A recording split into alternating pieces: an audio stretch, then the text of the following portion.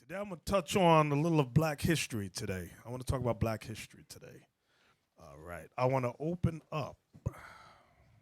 Abigail, put the book on the screen, History of Black America by Lerone Bennett, please. All right. Here we go. Before the Mayflower. That's the book that we're going to be reading. We're going to read some excerpts today. Before the Mayflower, A History of Black America. If you don't have the book, get it. It's very insightful, very historically accurate. The page 34. The most important of these events was the European discovery of America and the opening of the New World. It is a point of paradoxical interest that descendants of the first black captives, black Christians born in Spain and Portugal. Black Christians born in Spain and Portugal. These are the ones that many of these historians say, oh, those are Moors. Remember, Moor is just a Latin term that means black. That's it. It does not identify their race. It does not identify their national origin. Those are Israelites. Read. Were with the first European explorers and settlers. Black explorers, servants, slaves, and free men. Servants, slaves, and what? And free men. This was around the time of the conquest, when the Renaissance was underway. Go ahead. Accompanied Spanish and Portuguese explorers in their expeditions in North and South America.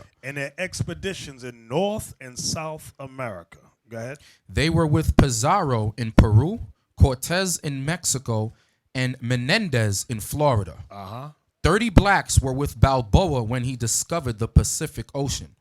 Typical of the early black explorers in America was Estevanico, who opened up New Mexico and Arizona for the Spaniards.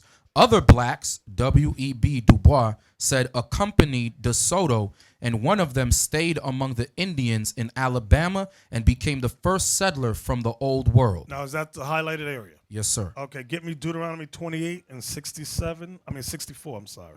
The book of Deuteronomy, chapter 28, verse 64. And the Lord shall scatter thee among all people, from the one end of the earth even unto the other. So that verse right there, I just want to pause right there, proves that the Israelites would be scattered. So that's why you read throughout history about blacks that came from Spain and Portugal. Okay, and there were many other places as we have addressed in previous classes. There were skilled farmers and artisans among the first group of African Americans. And there are indications in the record that they were responsible for various innovations later credited to English immigrants. Y'all see that? Later credited to English immigrants. There are many inventions and things that the black slaves had done that they were not given credit for. Remember, if you are a slave, all credit goes to your slave master. So what the slaves had invented and done, great engineering, was credited to the white man. Read on. There is furthermore the testimony of Washington Irving, who made the following observation in a contemporary satirical skit. These Negroes, like the monks of the Dark Ages, engross all the knowledge of the Negroes, like the what? Like the monks of the Dark Ages. Y'all hear that? Go ahead. Engross all the knowledge of the place, and being infinitely more adventurous and more knowing than their masters, carry on all the... Wait, read that part again. And being infinitely more adventurous and more knowing than their masters, carry on all the foreign trade, making frequent voyages in canoes loaded with oysters, buttermilk, and cabbages. Now pause right there for a second, Cap. Get me 2 Kings 20:20. I just want to show you something, that the Israelites, we were always inventive, ingenuitive, things of that nature. And credit has always been given to the white man. Go ahead. 2 Kings chapter 20 and verse 20. And the rest of the acts of Hezekiah and all his might, and how he made a pool and a conduit and brought water into the city. So our forefather Hezekiah made a conduit and brought water into the city. When you check out many history books, they always give Rome credit for that. They say the Romans did that. That is a lie. Our forefather, King Hezekiah, was the one that created the first conduits and brought waterways into our cities. Okay? Aqueducts, thank you. Can you say it on the mic so people can hear you?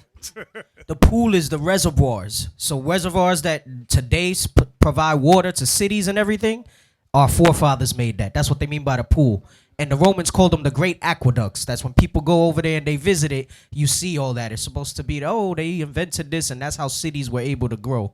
So conduits, you would know it as aqueducts, and pool is reservoirs. Exactly. Very good. Get me Isaiah 38:8, please. The book of Isaiah, chapter 38 and verse 8. Behold, I will bring again the shadow of the degrees, which is gone down in the sundial of Ahaz. So we were able to tell time too. Don't think the white man created watches and things of that nature. We had sundials to determine time through day and night. Go ahead. 10 degrees backward, so the sun returned 10 degrees, by which degrees it was gone down. All right. So now let's go back to the history of Black America. So do you brothers and sisters understand what we're reading so far? Okay, all praise. I want you to see the greatness of our ancestors and that we had ingenuity. All right, come on, Captain. Page 36. They are great astrologers, predicting the different changes of weather, almost as accurately as an almanac. A large proportion of the first generation of African Americans entered America with Spanish names. So it says we understood astrology. It said what else? It said we were more as accurate as an almanac. This is the first group of slaves that came over. Then it said, what was that? And it said the first group all had Spanish names because those were the Moors conquered in Spain, and the remnant of them that was caught were brought to the Americas. Hello. This is history you ain't gonna find in school. This is why we need our own schools, educate our own kids. Where you at? Was that it, Captain? No, there's more. Go ahead. For reasons that are not readily apparent. You see that? For reasons that, because it's not taught nowhere. He was discovering stuff. Can I say that word? I want to say the other word, but discovering stuff. He said, what is this? I don't understand. This is not really readily apparent of what I'm reading, what I'm learning. Go ahead. Many black males were called Antonio, a name that quickly became Anthony or Anthony.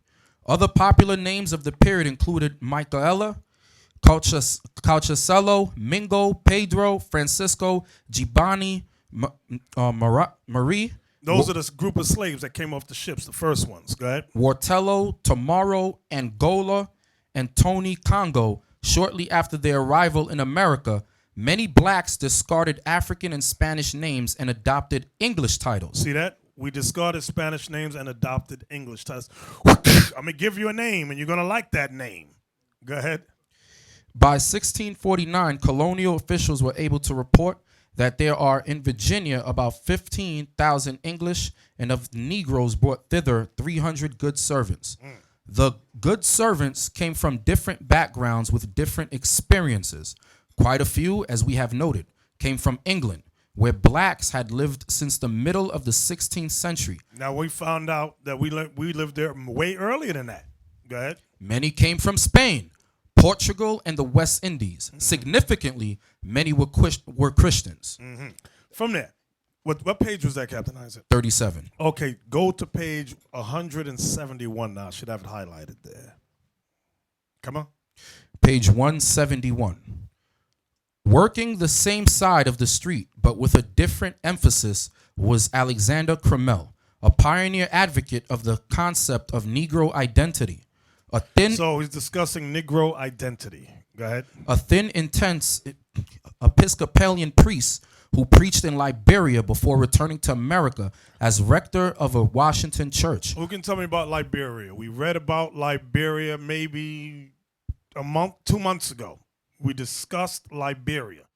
Liberia. Can we Google Liberia, please? All right, I'm going to read it. Liberia. Officially, the Republic of Liberia is a country on the West African coast. Liberia means land of the free in Latin. So Liberia is a Latin word that means land of the free. It is bordered by Sierra Leone to its west, Guinea to its north, Ivory Coast to its east. It covers an area. I ain't know them numbers. Let me jump down. Okay, I'm going on to that second paragraph right there. The Republic of Liberia beginning as a settlement of the American Colonization Society, ACS. declared, because those were the slaves. It's going to say all that. Declared its independence on July 26, 1847. The United States did not recognize Liberia's independence until during the American Civil War on February 5th, 1862, between January 7th, 1822, and the American Civil War. More than 15,000 freed and freeborn black Americans from United States and 3,198 Afro-Caribbeans relocated to the settlement. That's where they brought many of the slaves back there during that time to settle it. The black American settlers carried their culture with them to Liberia. The Liberian Constitution and flag were modeled after the United States. Okay, that's all I want out of that. So, Liberia was colonized by black Americans and West Indian Americans. Okay. Captain Isaac? Yes, sir. Back where you at again? Page 171. A thin, intense Episcopalian priest who preached in Liberia before returning to America as rector of a Washington church. Crummell explored some of the territory covered by modern advocates of negritude. Blacks, he said, were a race God had preserved to do something with. Y'all see that? He says the blacks was a race God had reserved to do something with. He wasn't sure to do what with, but he knew there was something special about us. Was that it? In an eloquent sermon, the destined superiority of the Negro. The destined. I want y'all to listen good to the wording here. The destined superiority of the what? Negro. Of the Negro. Go ahead. Crummell said that the black American was destined to emerge as a superior human being with the best qualities of other races. Can we read that again? Come on, man. Let's read that thing again. Crummell said that the black American was destined to emerge as a superior human being with the best qualities of other races. Now, he prophesied in that thing. Y'all don't realize it, but that's some prophecy right there. So what we're doing in here, teaching young black and Latin men, all of us in here are learning the word of God. This is what's going to make us that superior man. The word of God. Y'all understand that? This will cause us to take care of our families and our kids. This will cause us to go out and teach our people and bring them back into this knowledge. Y'all understand that? This will change the scallywag on the corner sister into a right sister, a good sister, make somebody a good wife somewhere. But only the Bible can do that. It has to come through you, brothers. It has to come through you. Was that it, Cap? Yes, sir. All right, from there, give me page, what page was that? That was page 171. Page 171. Give me Deuteronomy 28:37, please. Because they were discussing what did it say, Captain Isaac? The identity. It says something about identity earlier. You read about when you first started reading. Yeah, it says a pioneer advocate of the concept of Negro identity. Right, the concept of Negro identity. They were trying to figure out the identity of the Negro. Deuteronomy 28, verse 37, please. Deuteronomy 28, verse 37. And thou shalt become an astonishment. This is a curse that came on the Israelites for breaking God's laws. We would become an astonishment, read. A proverb. A proverb. And a byword. A byword, meaning we would be called outside our God-given names. Okay. Among all nations, whither the Lord shall lead thee. Among all nations. That's why everybody says, oh, they're Moors. Oh, they're blacks. There's always some confusion about our racial identity. The concept of the Negro's racial identity. Everyone wants to know who we are. Well, the Bible is the only book that declares who we are. From there, pay close attention. Pay close attention. A lot of times we talk about slaves and we know that the white man put us through a ringer, destroyed our families, things of that nature. But there were times on the plantations where many of our families lived and we had time to ourselves, and it shows how we dealt. You have it, Captain? Yes, sir. What page is that again? Page 107. Go ahead. Most slaves lived in family units headed by a father and mother. Wait. Most slaves, read that again. Most slaves lived in family units. In family units. Headed by a father. Wait, I want to pause on father because headed by a father. I want just to pause there because that's an oxymoron today. That is so unheard of. Like, what is this? Headed by a father. Headed. Not under the woman, it said headed. This was slaves. Our ancestors had some sense even in slavery. It's today we've lost all our God-given sense. Read that again. Most slaves lived in family units headed by a father and mother, and large numbers of slaves lived in long marriages. Some of- Wait. It said most slaves lived in long marriages. Can we get that in Tobit, please? Y'all know what I want? I don't know what I want. Somebody help me. Yeah, that one. And Tobit 8. Tobit 8. Yeah, y'all know. 8 and what verse? 4? Somebody read this to the young slaves today. The slave man and the slave woman. Tobit, chapter 8 and verse 7. And now, O Lord, I take not this my sister for lust. I don't take her in lust just because she got big butt and a smile. That ain't the only reason I'm taking her. Go ahead. But uprightly. But uprightly, meaning she's right in the head. She's right in the spirit. Go ahead. Therefore mercifully ordain that we may become aged together. So the slaves even understood that. The slaves understood that. But today, the young black man and Latin man, I'm confused. Now they lost all God-given sins. I don't understand why I got to stay with all my life. I want to move on to the next woman. You know, back in the days that we're reading about, it wasn't even a question about being married until death. You know what I'm saying? This was not even a conversation. You didn't even have to bring this up as a point, to make a point, because it was just natural. Now, we hear about it. You said, well, you've been married for 10 years? Oh, man, that's long. That shows you how sick we are. Yeah. In the past, it didn't even bring concern, because that was just the natural thing to do. Right. Now, just to go 10 to 15 years, they said, well, don't you get tired of him? Right. That's crazy. That shows you that we have grown into level 1 retarded. Yeah. No, what, level 6 retarded? Well, level 5? What level are we at now? Because we're on 3? Okay. Because the levels go up as the times, you know, so we probably at the stratosphere of craziness now. Exactly. Come on, Cap. Large numbers of slaves lived in long marriages, some of 30 or more years. Fathers were strong and respected members of the family circle. Ooh, wait a minute. Fathers were strong and respected members of the family.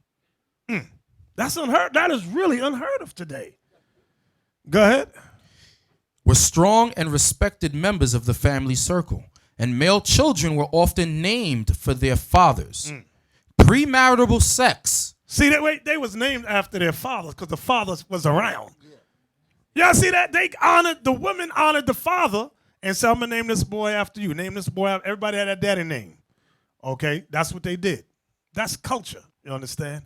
That's some good sense there. So they didn't have a problem with paperwork. No one can hear you. So they didn't have a problem with paperwork back then. Right.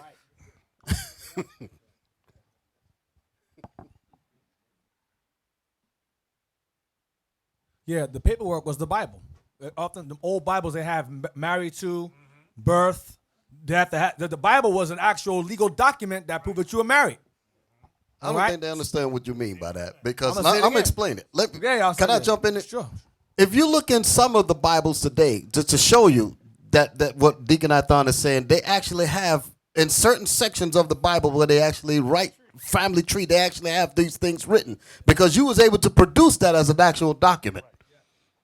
They still didn't get it, Deacon Athon. The Bible. In some of the Bibles, I see some of the sisters shaking their head. Some of the Bibles, if you open them up, like those big Bibles, they actually have slots in there written where you can write certain things in there, and there's a legal document. They actually accept it as a document. So slaves knew that you had to have legal documentation for your marriage, and it was usually most of the time the Bible. Just like I'll give some of y'all, Ephraim, y'all might notice, like they allow, some courts allow your baptism papers to go in and bring that because the church was a place of, right, a legal institution, right. This is to certify that, right, they got a name there, blah, blah, blah, word by, right, this is a Bible. Marriage, this is what they had back in the day. Exactly. Yep, you got one in yours too. Right. It was considered the family Bible. They have a section in here called marriages. Another one is occasions to remember. Another one is deaths. Right. These were actually certificates, basically. They were honored as certificates. Exactly. Some of y'all got Bibles like that, and you're like, I'm confused. What's that? I don't understand what that's for. We've fallen a long way. I tell you, level 5. It's sitting right there in the book, and we still at level 5. Where we at, Cap? Page 107. Go ahead. Premarital sex was fairly common. Wait. Premarital sex was fairly common. Go ahead. Although the slave community expected a premarital pregnancy to be followed by marriage. Wait. So they didn't have to bring the shotgun. They didn't have to bring the shotgun.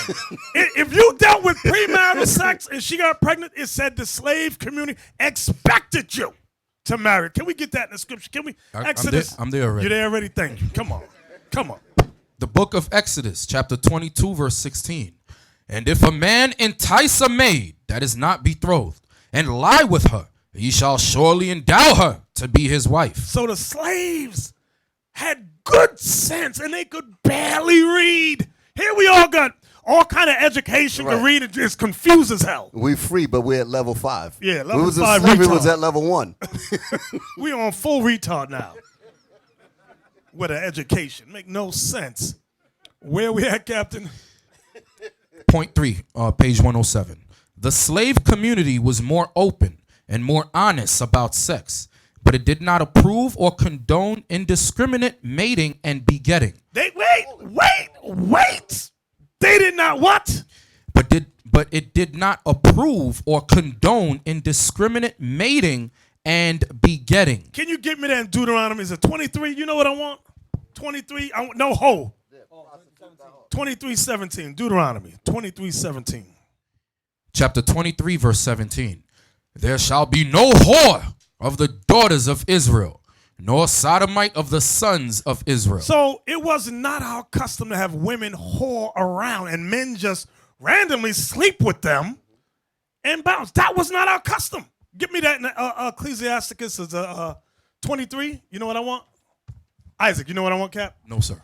All bread is sweet to a whoremonger, a hoe man. That one, a man whore. Ecclesiasticus chapter 23, verse 17. Wait, let me get it. Ecclesiasticus 23:17, right? Yes, sir. All bread is sweet to a whoremonger. A whoremonger is a man whore. Go ahead. He will not leave off till he die. The only thing that could stop a man whore is death. That's it. So it didn't say a strong woman could change him. No. It said the only thing, sisters, that could change a man whore is death. He got to die. Go ahead. A man that breaketh wedlock, saying thus in his heart, who seeth me? I am compassed about with darkness. The walls cover me, and nobody seeth me. What need I to fear? The Most High will not remember my sins. Such a man only feareth the eyes of men, and knoweth not that the eyes of the Lord are 10,000 times brighter than the sun, beholding all the ways of men, and considering the most secret parts. So you man whores, secret man whores up in here, believe me, God got your number. He sees you, even with all the lights off. Baby, cut all the lights off. Why? So nobody can see us. God said his eyes is 10,000 times brighter than the sun. It's like daytime to him. And he got all the angels is recording everything you're doing. And all your little noises too. Go ahead. He knew all things ere ever they were created. So also after they were perfected, he looked upon them all. Come on. Keep reading. This man shall be punished in the streets of the city. This is why you see brothers shot in the street, run over by cars, and you be confused on the news like, damn, I wonder why he got ran over by that car. Or why that bullet hit him. He just came from the grocery store. Tyrone wasn't bothering nobody. The Lord said no.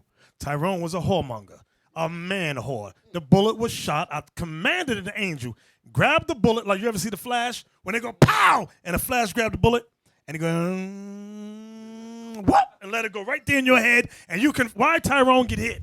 Because Tyrone was a man whore. God said it's time to die. Come on. This man shall be punished in the streets of the city, and where he suspecteth not he shall be taken. So the man's not even going to suspect that he's going to get put to death, and he gets taken out. Go ahead. Thus shall it go also with the wife that leaveth her husband. So now the sisters don't get a pass either. It says, likewise, it shall go with the woman that leaves her husband. Go ahead. And bringeth in an heir by another. Bring in a baby by some other dude talking about this your baby. That a baby don't look like me. Look at his nose. Look at his nose. Look at his lips. No, Maury, that ain't my baby. You know, the white man made millions off of Negro indiscretions.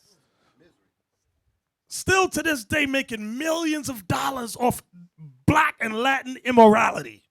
He said, I could get paid off this filth. And he's getting paid too. Come on, Isaac. Verse 23. For first, she hath disobeyed the law of the Most High. So that's the first law she broke. Go ahead. And secondly, she hath trespassed against her own husband. That's the second thing she disobeyed. And thirdly, she hath played the whore in adultery and brought children by another man. What's that thing West Indians got? What's that parade? Carnival. Bacchanal. And they go, what do they call that thing? Carnival baby. Thank you. The carnival babies. Some of y'all online might be carnival babies. Some of y'all up in here might be carnival babies. And you think your daddy's your daddy, but that ain't your daddy. Your daddy's down the block somewhere with his other family. The hell is this? Let's go back, Cap. The slave community was more open and more honest about sex, but it did not approve or condone indiscriminate mating and begetting. More than that, the slave community expected males and females to remain faithful after marriage. But dang, I'm like, this was slaves, quote unquote, uneducated slaves. It will make you give responses like that. You say, damn, and all that. Because this is just to hear this kind of thing to show you how far we've fallen. You know, it is phenomenal, flabbergasting. Mm-hmm. These kinds of things will knock you off your feet. Right. So it is a shock, especially to those with sense. Exactly. Go ahead. Come on. Was that it, Cap? No, there's more. Robert Smalls, who later served in the U.S. Congress, told the American Freedmen's Inquiry Commission in 1863 that if a woman loses her husband, she mourns for him and will not marry for a year and a half unless she is driven to it by want and must have somebody to help her. Meaning she was broke and the man died and he didn't have nothing to leave her. Go ahead. Men and women nourished and sustained by the slave community pressed that struggle. Wait. Men and women what? Nourished and sustained by the slave community. Do you brothers and sisters understand what that means? We took care of our people. The book of Psalms, chapter 37 and verse 25. I have been young and now am old, yet have I not seen the righteous forsaken, nor his seed begging bread. Y'all know why? Because we took care of ourselves. We took care of each other. So what we're reading in the Bible, the slaves had good sense to apply that. Now give me Acts 4. It's one of my favorite chapters and verses. Acts 4, 34, 35. Talk about what did the slaves knew more than you give them credit for. Yeah, they might not have been able to, all of them couldn't read and write. Didn't have your luxurious education, quote unquote, but they had good sense. You got it, Captain? Yes, sir. Come on. The book of Acts, chapter 4, verse 34. Neither was there any among them that lacked, for as many as were possessors of lands or houses sold them, and brought the prices of the things that were sold, and laid them down at the apostles' feet, and distribution was made unto every man according as he had need. So we had a community that we looked out for one another, and that's the same thing that this book written by Lerone Bennett is saying the slaves. Can you read that part again, Cap? Men, page 107. Men and women nourished and sustained by the slave community pressed that struggle on several levels. Militants, as we shall see, organized and led revolts and conspiracies. All I want is that was all I wanted out of that. Okay. Give me 1 Timothy 5 and 8. 1 Timothy 5 and 8. 1 Timothy. Because I heard a statement one time that teaching young black men to get jobs, to take care of their families, is oppression. Do you hear what I said? Yeah, I heard you. That it is oppression, that we are oppressing young black and Latin men by commanding them to get work. See, that's level 6. To take care of their families. That's level 6. Oppression. That's level 6. That's level 6 retard. That's level 6. Full retard. Full. Can you read that for us? First Timothy chapter 5 and verse 8. Now, this is what, if you don't believe anything, at least believe what the Bible says. Go ahead. But if any provide not for his own, and especially for those of his own house, he hath denied the faith. Wait, does it say she has denied? What does it say? He hath denied the faith. You know why I wanted to say he? Because the man is the head of the house, not the woman. So when you get brothers saying the woman is to go out and work and bust her butt and provide food and shelter for you men, that's crazy. It's A backwards. Can I say A backwards? I don't want to say the full word, but I'll get emails. A backwards. Well, let me say it. Go ahead. It's ass backwards. That's what it is. The ass is leading the body. That's what it means. And the hypocrisy is this. You'll hear Israel say that, and they'll say you can have more than one wife. Then they'll pull Exodus 21, where it says, shall he not diminish? They disregard that part. It says, shall he not diminish? Can we read that? Yes, Exodus 21. Can we read that? Isaac, I'm sorry. Did you finish what you were reading? Oh, no, sir. Finish 1 Timothy 5 and 8, then we go to Exodus. But if any provide not for his own, and especially for those of his own house, he hath denied the faith and is worse than an infidel. Worse than an unbeliever, an idolater. So that's what God says, because that's the Spirit of Christ speaking through Paul here. Okay? That is a commandment, like it says in Corinthians. If any man be spiritual or call himself a prophet, let him acknowledge that the things I say are the commandments of God. That's what he said. Did he say that? That's what he said. So so now from there, since everybody want to run from Christ, I don't accept that Jesus Christ stuff. I believe in Moses, what he said about marriage. I'm going to show y'all what, like Deacon Anton said. They don't even believe Moses. This is going to prove they don't believe Moses either. You got it for us? Yes, Exodus 21 and 10. If he take him another wife, her food, her raiment, and her duty of marriage shall he not diminish. Her food, her raiment, and her duty of marriage shall he not diminish. Shall he, meaning he's the one that provides those things and cannot withdraw if he takes another wife. One more. Get Genesis 30 verse. Can we read the next verse? Next verse. When they avoid. Avoid the next verse. Watch that verse. They say, oh, no, we don't accept that. Verse 11. And if he do not these three unto her, then shall she go. Oh, I'm sorry. Read it again.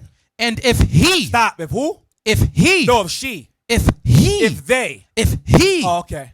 Do not these three unto her, then shall she go out free without money. Why isn't that law applied? Why don't they use that one? If you don't apply, if he does not provide for her, she can go. Where is that law applied? They don't believe in Moses either. These guys are atheists, secret atheists. Get Genesis 30 verse 30, please. Let's see where Paul got that from. By the way, Christ said that had you believed Moses, you would have believed believed me, my for he wrote of me. You stupid, dumb, ignorant people out there messing up the Bible. Let's see where Paul got the statement from in Timothy 5 and 8. Let's see who he got it from and where it's written. Genesis 30 and verse 30. For it was little which thou hadst before I came. This is Jacob speaking to his father-in-law, Laban. Okay? Laban was an extortioner. He didn't want him to leave. Jacob started to get angry. I want to get out of here. Watch what he says.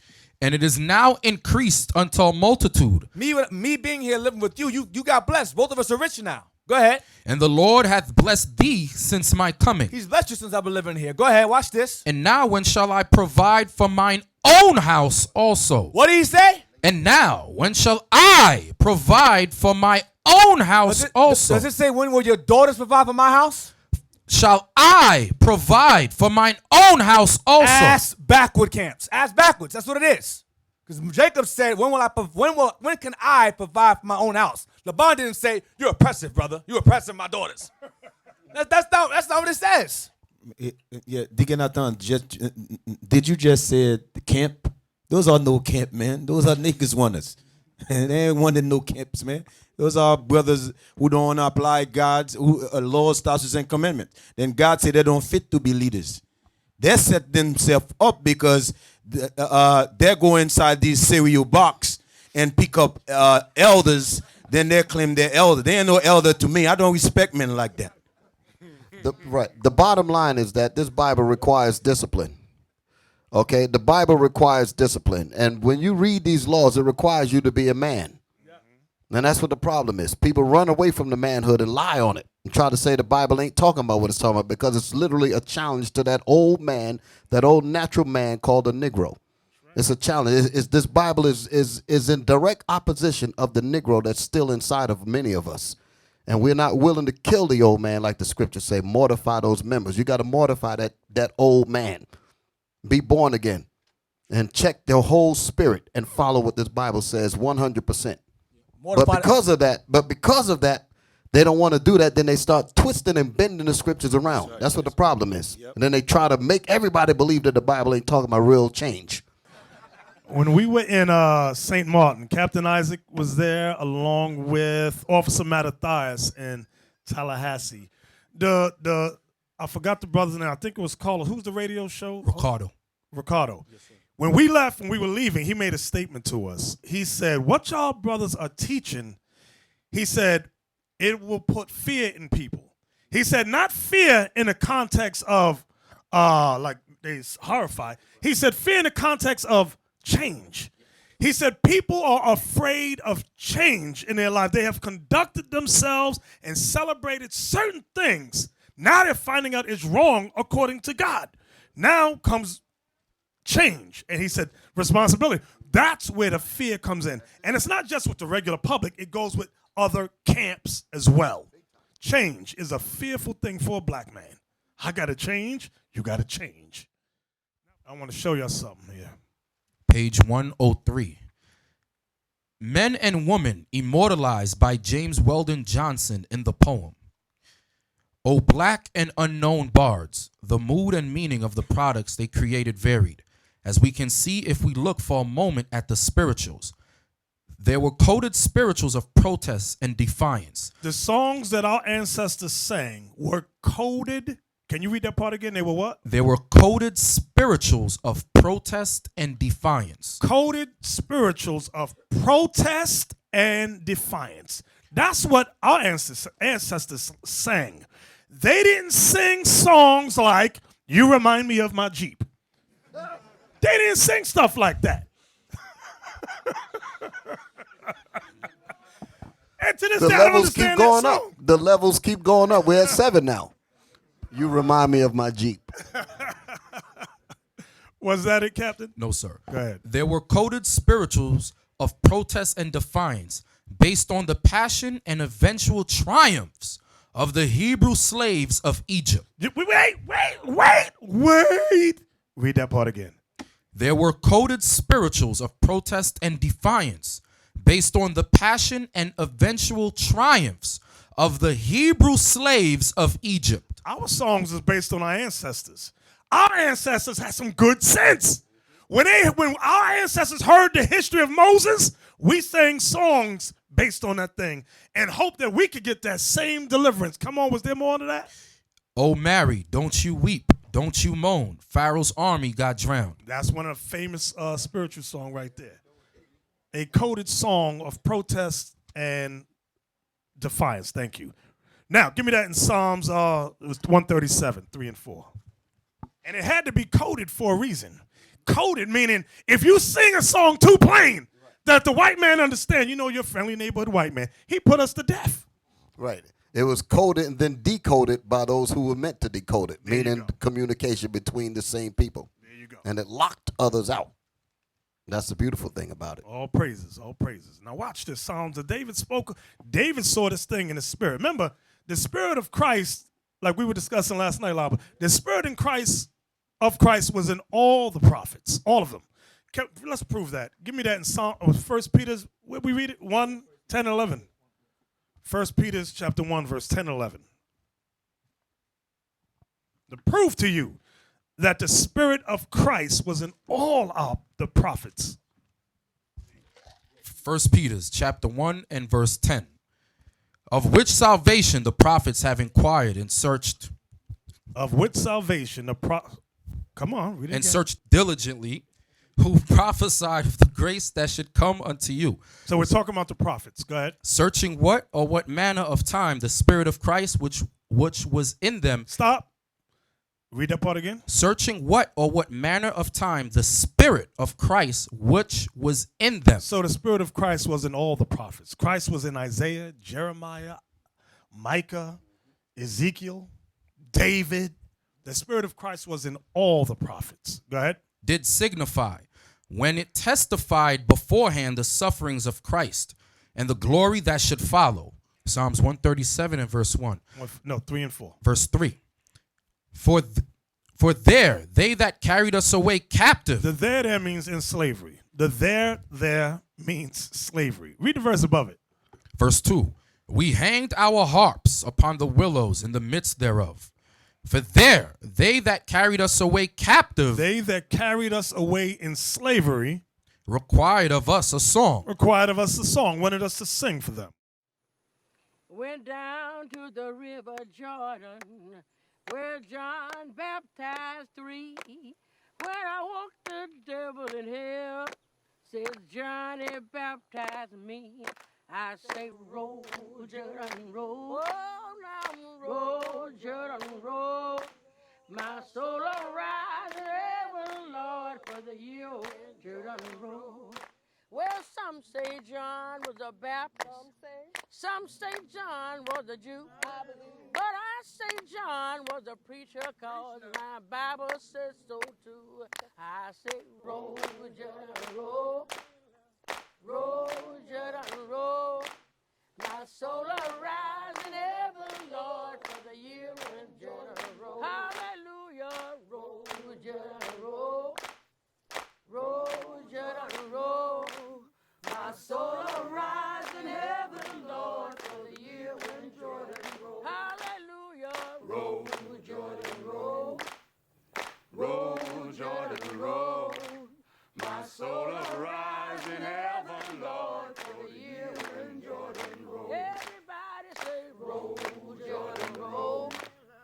Roll, Jordan, roll. My soul arise in heaven, Lord, for the year when Jordan roll. Roll, Jordan, roll. Roll, Jordan, roll. My soul arise in heaven, Lord, for the year when Jordan roll. Roll, Jordan, roll. Roll, Jordan, roll. My soul arise in heaven, Lord, for the year when Jordan roll. Go ahead. And they that wasted us. And they that destroyed our race, our identity, our nationality, our family structure, our culture. Go ahead. Required of us mirth. Required of us laughter. Saying, sing us one of the songs of Zion. Sing us one of those spirituals. Sing us one of those gospel songs. Go ahead. How shall we sing the Lord's song? How shall we sing the Lord's song? In a strange land. In a strange land. Why? Because if we sang the Lord's song here, they would kill us. This is why our ancestors sang coded spirituals.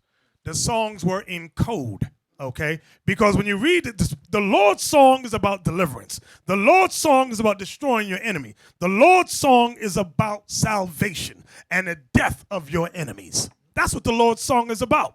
We couldn't sing them songs clear. We want you dead. Make a song out of that. Hey, Martha, you hear what that nigga singing over there? They want us to roast up and die. Kill him, Jethro. You know some of them song names they got? Ebenezer, kill him. From there, go back, Isaac. Go back to get me to page 134. I want to talk about another ancestor of ours. You see the highlights? Page 134? Yes, sir, I do. Come on. Page 134. We're going to do some reading on this one. Come on. Early in life, Turner came to the view that God had set him aside for some great purpose. To accomplish this purpose, he avoided crowds and close companionship. Now, wait a minute. Come on. Early in life, Turner came to the view that God... We're reading about Nat Turner. Go ahead. Early in life, Turner came to the view that God had set him aside for some great purpose. To accomplish... You know what that's like? Can you get me that, Captain? I'm sorry. In Jeremiah, is it chapter 1 or 2? From the womb. 1 and 5. Thank you. Give me that. The book of Jeremiah, chapter 1 and verse 5. Before I formed thee in the belly, I knew thee. And before thou camest forth out of the womb, I sanctified thee. So that means he was sanctified and known in the spirit world before the Lord sent his spirit into his mother's womb. Jeremiah had the understanding that we are all we are in the heavens with the Father. And then he sends us down. Go ahead, go back now. Page 134. Come on. To accomplish this purpose, he avoided crowds and close companionships and wrapped himself in mystery. Read the beginning of that again. Them first few words. Early in life, That's what we want. early in life, Turner came to the view that God had set him aside for some great purpose. Can you stop right there for a second? You can't just read past that. Just those few words there. Each of us have to see ourselves the way Nat Turner saw it. You just can't read past that and keep going. That statement there is super heavy. You have to see that the Lord himself have set you to do a special purpose. That's the only way you're not going to allow garbage to come before you. You have to see yourself as special. You have to see yourself as the chosen of God who put his hand on you for you to get the job done. Not to pass it to somebody else. You have to see yourself as that person that the Lord said, you know what, I'm going to use you to get my work done. That's why when I hear certain things, my ears pop. And then we just go past it. No. Read that again. Early in life, Turner came to the view that God had set him aside for some great purpose. You have to come to the conclusion within your own self. You have to come to the conclusion and say, you know what, I was not put on this earth to do nothing. I was not put on here to become garbage. I was not put on here to become a hoe, a prostitute, a nigger. I wasn't put here for that. The Lord caused my mother and father to come together to produce me for a great, beautiful purpose. And you have to carry yourself that way. You have to believe that. Go ahead. To accomplish this purpose, he avoided crowds and close companionships and wrapped himself in mystery, systematically ascetic. He renounced tobacco, liquor, and money. There was method in this. So that shows that he had discipline. That's my point. He had discipline from an early age. Go ahead. There was method in this maneuver, as Turner himself admitted. With maturity and increasing recognition. Now I want y'all to listen good to this. Go ahead. With maturity and increasing recognition came a feeling that he was destined to lead his people out of bondage. Like Gabriel, like Denmark Vesey, Turner found food for insurrection in the Bible. What? Wait a minute. Read that one more again. Like Gabriel, like Denmark Vesey, Turner found food for insurrection in the Bible. I don't know what y'all think the Bible is a book of. Some of y'all think the Bible is a book of love. And the Bible was always used for insurrection against oppression. This Bible is a book of revolution. This Bible is a book of deliverance and salvation from slavery. And weak men are scared of that. Exactly. Weak men are scared of what we just read there. Weak men are scared of that. Could he read that whole thing again, Bishop? yeah. I'm sorry. Read it again. With maturity, The whole thing. Get it all. early in life, Turner came to the view that God had set him aside for some great purpose. If you come to that conclusion, you say, you know what, God has set me, like I was saying before, God has set me here for a special, particular purpose. And your mind is centered on that. Your mind is focused on that thought. Listen to the rest of what I was listening to as he was reading it. Read on. To accomplish this purpose. To accomplish, so in other words, to fulfill this purpose. Listen to how this man is thinking. He avoided crowds. He avoided crowds. This is the discipline that it took for him to make sure that he fulfilled that purpose. He had to resist crowds of stupidity. He had to resist crowds of foolishness and weakness. Read. He avoided crowds and close companionships and wrapped himself in mystery. Anything that would have distracted him from his purpose, he said, get it the hell away from me, because he knew his purpose. That's what I say to each and every one of you. You must know your purpose. You must know the reason why you're here. Don't be sitting in here wishy-washy and don't understand what this is about. You must know your purpose. Read. Systematically ascetic, he renounced tobacco, liquor, and money. All of these things used could take you away from your purpose. He said, anything that's going to take me away from the purpose for why I was born, I'm going to move it away from me. That's discipline. A lot of weak men cannot do that. Yeah, They cannot do that. Read. There was method in this maneuver. And he said there was method in why he was doing the things. The method was so that he could fulfill that purpose. And as you kept reading, you was getting to the parts about where he got food to fuel his purpose. He understood his purpose was to be an agent of insurrection against his oppressors. That's what his purpose was. And he said, and the food on the fuel to help this is the Bible. Wisdom of Because Solomon. Cigarettes, you read tobacco, alcohol, and what else? Money. So these are the things that were used to keep the slaves occupied, those three elements right there. Nat Turner had a mindset. He said, you know what, I'm not going to get caught up in this. Read that again. Wisdom of Solomon 1:5, Wisdom of Solomon, chapter 1 and verse 5. For the Holy Spirit of discipline will flee deceit. Discipline, the Most High is all about us disciplining ourselves, disciplining our thoughts, our tongue, disciplining our actions, the way we live our lives. Discipline. That's what the Lord does. Disciplines you. Go ahead.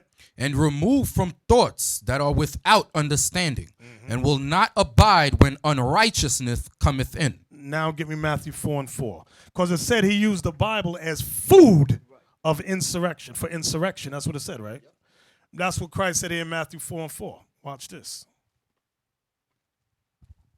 He compares the Bible of food. Go ahead. The book of Matthew, chapter 4 and verse 4. But he answered and said, it is written, man shall not live by bread alone, but by every word that proceedeth out of the mouth of God. Now give me that one in Revelation. Is it Revelation 10? Yeah, the little book. I want that one. Revelation 10, verse 9. About eating. Because it said he used the Bible as food for insurrection. Food. Revelation chapter 10, verse 9. Verse 9. And I went unto the angel and said unto him, give me the little book. Give me the Bible. Go ahead. And he said unto me, take it and eat it up, and it shall make thy belly bitter, but it shall be in thy mouth sweet as honey. And I took the little book out of the angel's hand and ate it up. Meaning he learned it. That's what it told. I mean, he took a literal book and bit into it. He learned it. Go ahead. And it was in my mouth sweet as honey. And as soon as I had eaten it, when I understood it, my belly was bitter. My belly was bitter. He understood. He said, dang, it's going to be a whole lot of killing. I got to do a whole lot of changing. Go ahead. What you got, Elsa? Why did he say it was bitter in his belly? Because there's something happening. Who's that brother behind Joachim? Yes. Give him a microphone.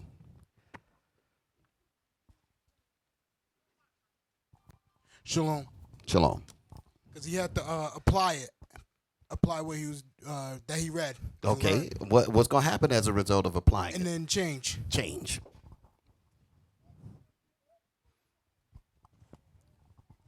Because when you came in, when you came in here, you didn't have any problems until you started applying the law.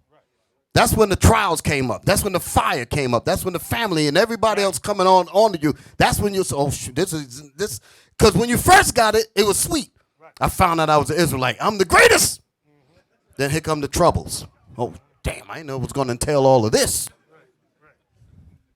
Brothers getting scared, nervous. We were talking about that earlier. Nervous because of trials and all that. Go ahead, Bishop. I'm done. Where we at? Oh, you had a clip for us. Let's look at this clip. Yeah. You got a clip for us?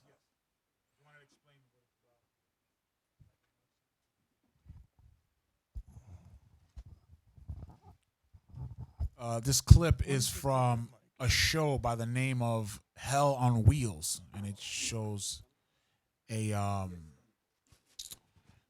slave masters had made a wager. One of the slave masters didn't like the fact that the slaves were being taught how to read. So you'll see the gist of it in a moment.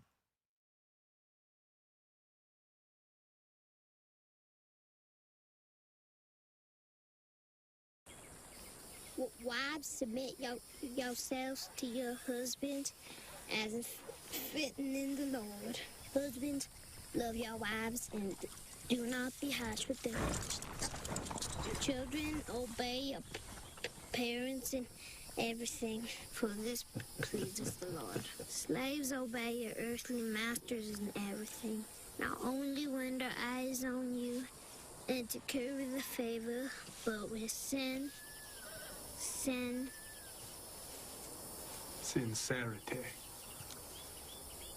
sincerity of the heart in reference of the Lord. Oh, I don't believe it. How old are you, boy? I ain't been on yet, sir. Pay up, gentlemen. It's dangerous, you know, teaching them to read. That's true. Nat Turner was taught to read. Nonsense. Let me show you. Boy, can you explain to me the meaning of what you just read? No, master. See? It's like a parrot reciting Shakespeare. Well done, Elam. Well done.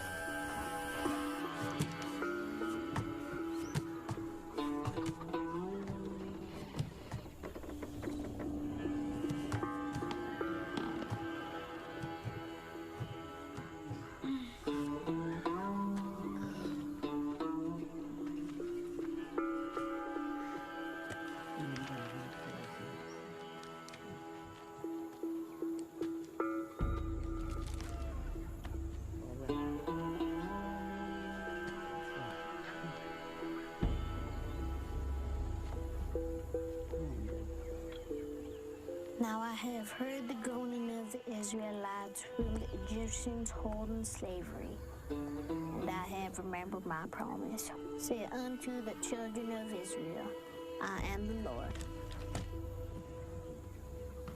And I will bring you out from under the burdens of the Egyptians, and I will rid you out from under their bondage. And I will redeem you with a stretched out arm, and ye shall know that I am the Lord.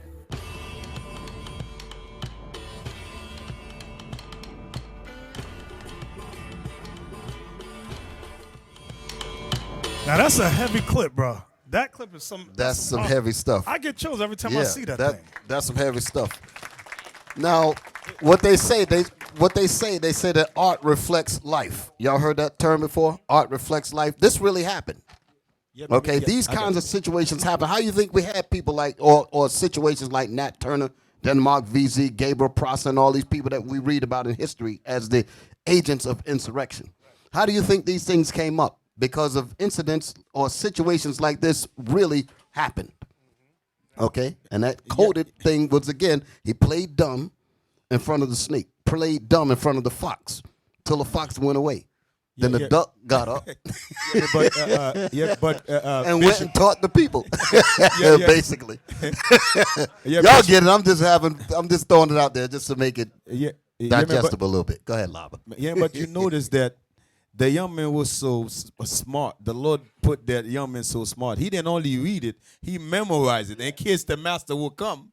After he read it, he closed and said, in case somebody come, they don't see no book there. He was just talking general. That's how wise he was. You understand? But when he was read it to the master, he acted like he could not read the book. But look how fluently he read it, then memorize it.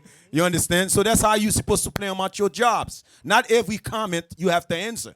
You have to play dumb. Yeah, you're a Christian? Yeah, I'm a Christian. I just keep it moving. You understand? Yeah, you're a Christian? Yes, I'm a Christian. I pick up many customers.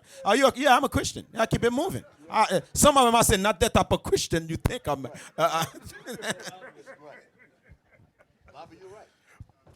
Deacon Lobby is 100% correct. That's what I do. Oh, you sound like you're a Christian. You're a Christian. Yeah, I'm a Christian. Get out of here. Where my people at? Let me tell you who you really are. See, y'all had better sense than me. I used to go to my job and hand out flyers. Then I got fired I lost like 2-3 jobs. I said, why am I getting fired? Lord said, because you stupid. I was like, oh, dang. You shouldn't have said that, Bishop. But I remember that. I remember that. I'm saying the white man the devil. I'm giving out the flyer, and the white man right there looking at me. That was stupid. But we just read that our ancestors used and saw evidence that our ancestors used the Bible as food for insurrection. Can somebody tell the Kemetic community the Book of the Dead was never used to help get us out of slavery, to give us exhortation to get out of slavery. Never. The ISIS papers was not used. The hieroglyphs was not used, my brother. It has always been the Holy Bible. So you better go and get the hell up out of here and learn this book. We have to learn this book. I see the levels are continually going up. We're at level 8 now. Our people, can you read that again now? We're going back to the book Before the Mayflower, A History of Black America by Lerone Bennett Jr.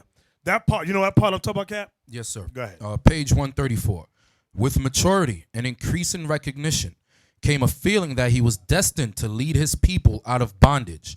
Like Gabriel, like Denmark Vesey, Turner found food for insurrection in the Bible. So that was Gabriel Prosser, Denmark Vesey, Nat Turner used the Bible as fuel of insurrection.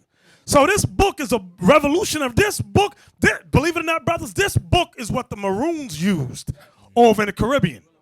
That's why they said, you know what, take out the Apocrypha, get it all out of there, because them ends is using that to rise up against us. Because all of us wasn't dumb and stupid. Some of us could read.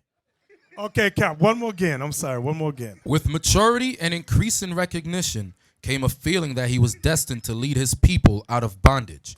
Like Gabriel, like Denmark Vesey, Turner found food for insurrection in the Bible. He immersed himself in religion. He even prayed at the plow. He saw visions and heard voices. One day he had an unusual vision. He saw black and white spirits wrestling in the sky. The sun grew dark and you know what's heavy about that? There's a scripture y'all can help me because I don't know where it is. In Maccabees, where he said he looked up and saw apparitions of angels fight. You know what that is? Can you find that for us, bro? You good, bro. You good. 2 Maccabees chapter 5 and verse 1. About the same time, Antiochus prepared his second voyage into Egypt. And then it happened that through all the city for the space almost of 40 days there were seen horsemen running in the air, in clothes of gold and armed with lances like a band of soldiers, and troops of horsemen in array, encountering and running one against another with shaking of shields and multitude of pikes, and drawing of swords, and casting of darts, and glittering of golden ornaments, and harness of all sorts. Wherefore every man prayed that apparition might turn to good. Now when there was God, that's it. So during this time, our forefathers saw an apparition. They saw angels dressed in war garments battling in the heavens. That's what they were seeing. Angels battling in the heavens. And they prayed that what they saw, the apparition they saw, was for their good. It was a good sign that they were going to win the battle. So you mean Nat Turner wasn't insane and crazy? No. Because you got some, like Officer Yan was telling me, one of his black teachers in school was saying that Nat Turner was insane and mad and somewhat crazy. You've got to be kidding me, you know? I'm surprised you didn't mention this, Bishop. Years ago, me and you went to Washington Irving High School. I forgot about that thing. And this subject came up.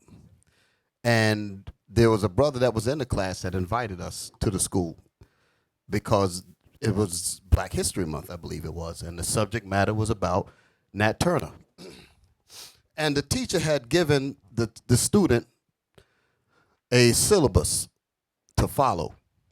And within the information within the pamphlet that he gave him, when it got to this part here about wrestling black, read that statement again. That he saw about the dream. He saw visions and heard voices. One day he had an unusual vision. He saw black and white spirits wrestling in the sky. In the literature that was given to the student, they took the term black and white out. And they said blue and green spirits wrestling in the sky. Why did they do that? They changed it. I still have the tape, so don't tell me I don't know what I'm talking about. I have the literal tape when we went down there. So why did they do that? With them. Why did they change the terms of black and white spirits to green and blue spirits? So Why that, did they do? So that you don't appoint to them when others read it, know that it's going to be them. Right, right. They did not want them to think that maybe it's supposed to be me. That's the point. And we brought the worst thing about it to them was we straightened it out. We retranslated it in front of everybody. The teachers, man, y'all got to see the tape. The teachers was looking around the room. They looked crazy as they like, these niggas went and told the truth about what's lying. Well, they went crazy. That thing was something. Yeah, go ahead. Yeah, you know what's so heavy about vision? Vision, your eyes can open while you see vision. A dream is when you're in a trance, your eyes can be open. You understand? Like you see a brother just looking, but he's looking at something he's seeing, but you probably see his eyes open. So he's seeing it in his trance. He was in the trance. He see it. You understand? So be very mindful. Exactly. Where we at, Cap? Page 134. He saw visions and heard voices. One day he had an unusual vision. He saw black and white spirits wrestling in the sky. The sun grew dark and blood gushed forth in streams. Ordinary things appeared to the mystical slave in a strange light. While plowing the field, he saw drops of blood on the corn. While walking in the woods, he found hieroglyphic characters in blood on the leaves. He concluded from all this. Now, you know it wasn't no hieroglyphic. That's how they described it. It wasn't no hieroglyphs. The hell is this? Go ahead. He concluded from all this that the day of judgment for slaveholders was nigh. Another vision confirmed this conclusion. The Spirit, he said, told him that on the appearance of a sign I should arise and prepare myself and slay my enemies with their own weapons. The sign appeared in the form of a solar eclipse in February 1831.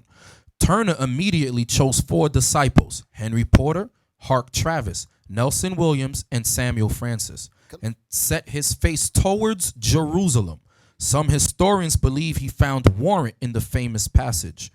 From that time began Jesus to show unto his disciples that he must go unto Jerusalem and suffer many things of the elders and chief priests and scribes and be killed. Right. So there was a city in Virginia called Jerusalem. Jerusalem County. Jerusalem County. Thank you. So he used that scripture to strengthen him. What are you going to say outside? I'm going to prove that it wasn't hieroglyphs that it was reading. Start with that hieroglyphs garbage again. While walking in the woods, he found hieroglyph characters and blood on the leaves. They said they saw hieroglyphics, Egyptian writing, right? Listen, read. He concluded from all this that he concluded from the hieroglyphics. Let's see what he concluded from hieroglyphics. Come on. He concluded from all this that the day of judgment for slaveholders was nigh. You tell me what Egyptian book gonna talk about what we reading in the Bible. Right. That's showing you there ain't no damn hieroglyphics. It's a bunch of garbage. All of the stuff that he's reading comes out the Bible. Right. You see that? Read it again, Captain. Yes, read sir. that statement again. While walking in the woods, he found hieroglyphic characters and blood on the leaves. He concluded from all this that the day of judgment for slaveholders was nigh. That's in the Bible. Right. Okay? That ain't in no hieroglyphics. Read. Another vision confirmed this conclusion. The Spirit, he said, told him that on the appearance of a sign, I should arise and prepare myself and slay my enemies with their own swords, with their own weapons. The sign appeared in the form of a solar eclipse in February 1831. Turner immediately chose 4 disciples, Henry Porter, Hart Travis, Nelson Williams, and Samuel Francis, and set his face towards Jerusalem. Some historians believe he found warrant in the famous passage. So, turn his face toward Jerusalem. Ain't no hieroglyphic writing going to tell you that. You see that? See, that's what I'm saying. You got to pick up on things like this. That's what we picked up when we went to that school and heard that BS. We said, nah, you devils are lying. We're going to tell you the truth about what this thing is really saying. Exactly. We don't care.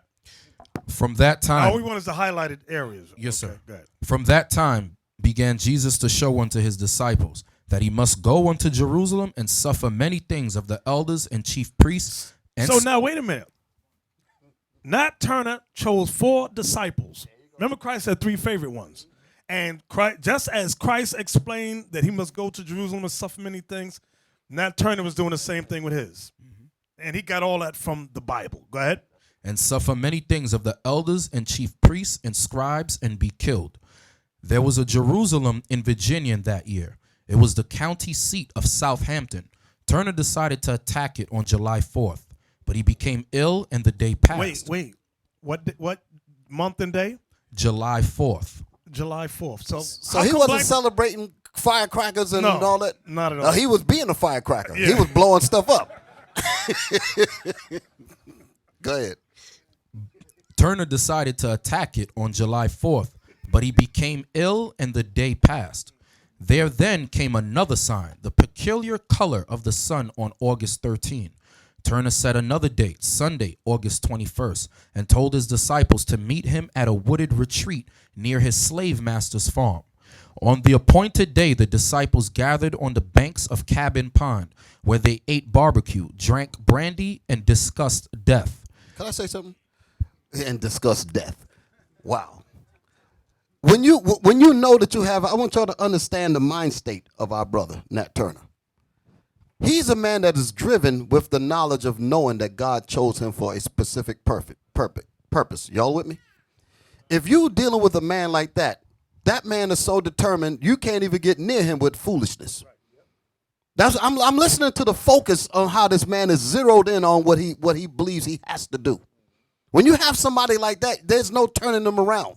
When they think, when they actually believe that they were made for that particular thing, there is nothing you can do to get that out of them. Right. And if you notice, he wasn't doing it because he had an attitude with white folks. Exactly. That's the point. He was doing it to deliver his people from oppression and bondage. He had a purpose. Okay. Come on. On the appointed day, the disciples gathered on the banks of Cabin Pond, where they ate barbecue, drank brandy, and discussed death. Nat, a non-drinking man who... Negroes can't talk about that today. Why are we going to talk about that? Let's have a council on death. Let's sit around and talk about death. Nat, a non-drinking man who appreciated the value of a dramatic entrance, did not join them until late in the afternoon. Then he appeared suddenly and ran his eyes over the group, noting that 2 additional slaves were present at the invitation of his disciples. Turner asked one of them, Will, how came he there? Will replied that his life was worth no more than others, and his liberty as dear to him. This was the man they called Will the Executioner, ain't it? Yes, sir. Okay. Go ahead. 6 feet tall, or nearly so, well developed, with a back covered with whip scars and a face disfigured by a scar extending from his right eye to his chin. Will was the slave of a cruel master. He was said to be the strongest man in the county, and he bore a special grudge. His master had sold his wife to a Negro trader. Will later handled the broad axe with such passion that Nab dubbed him Will the Executioner. Stop. Read all that again. He was sharpening the sword in his mind before he even got the sword in his hand. Because he said, he said the Negro trader, a white man, you sold my wife away. So the anger was there. Read it again. Read that again. 6 feet tall, or nearly... You feel the passion in what you hear it. I feel it. Go ahead. Read that thing. 6 feet tall, or nearly so, well developed, with a back covered with whip scars and a face... So he got reminders all on his back from this beast whipping me. And then you're going to sell my wife. Go ahead. And a face disfigured by a scar extending from his right eye to his chin. Will was the slave of... He got a scar extending from his right eye to his chin. So that meant he got whipped in the face. Go ahead. Will was the slave of a cruel master. He was said to be the strongest man in the county, and he bore a special grudge. His master had sold his wife to a Negro trader. Will later handled the broad axe with such passion that Nat dubbed him Will the Executioner. A broad axe. What does that look like? You get look at that thing. He handling that with precision. And he was screaming, Maccabees! Shoot. See there? That'll scare most people just to look at it. Have one of them come down on your head. A man handling that, mad as hell, his wife is sold, and his name is Will the Executioner. Damn. So you can see him being in the council talking about death, can't you? Easily. Elder, he's the same guy when they left, I forgot the name of the slave owner, but they left the house, and then as they were walking, they were like probably a mile away. He realized, oh, damn, I forgot the baby, the little Edomite baby. So Will went back and crushed the baby's head with that axe. We're going to level 9. Now, you know that was not the Christian thing to do. That was not the Christian thing to do. No, man.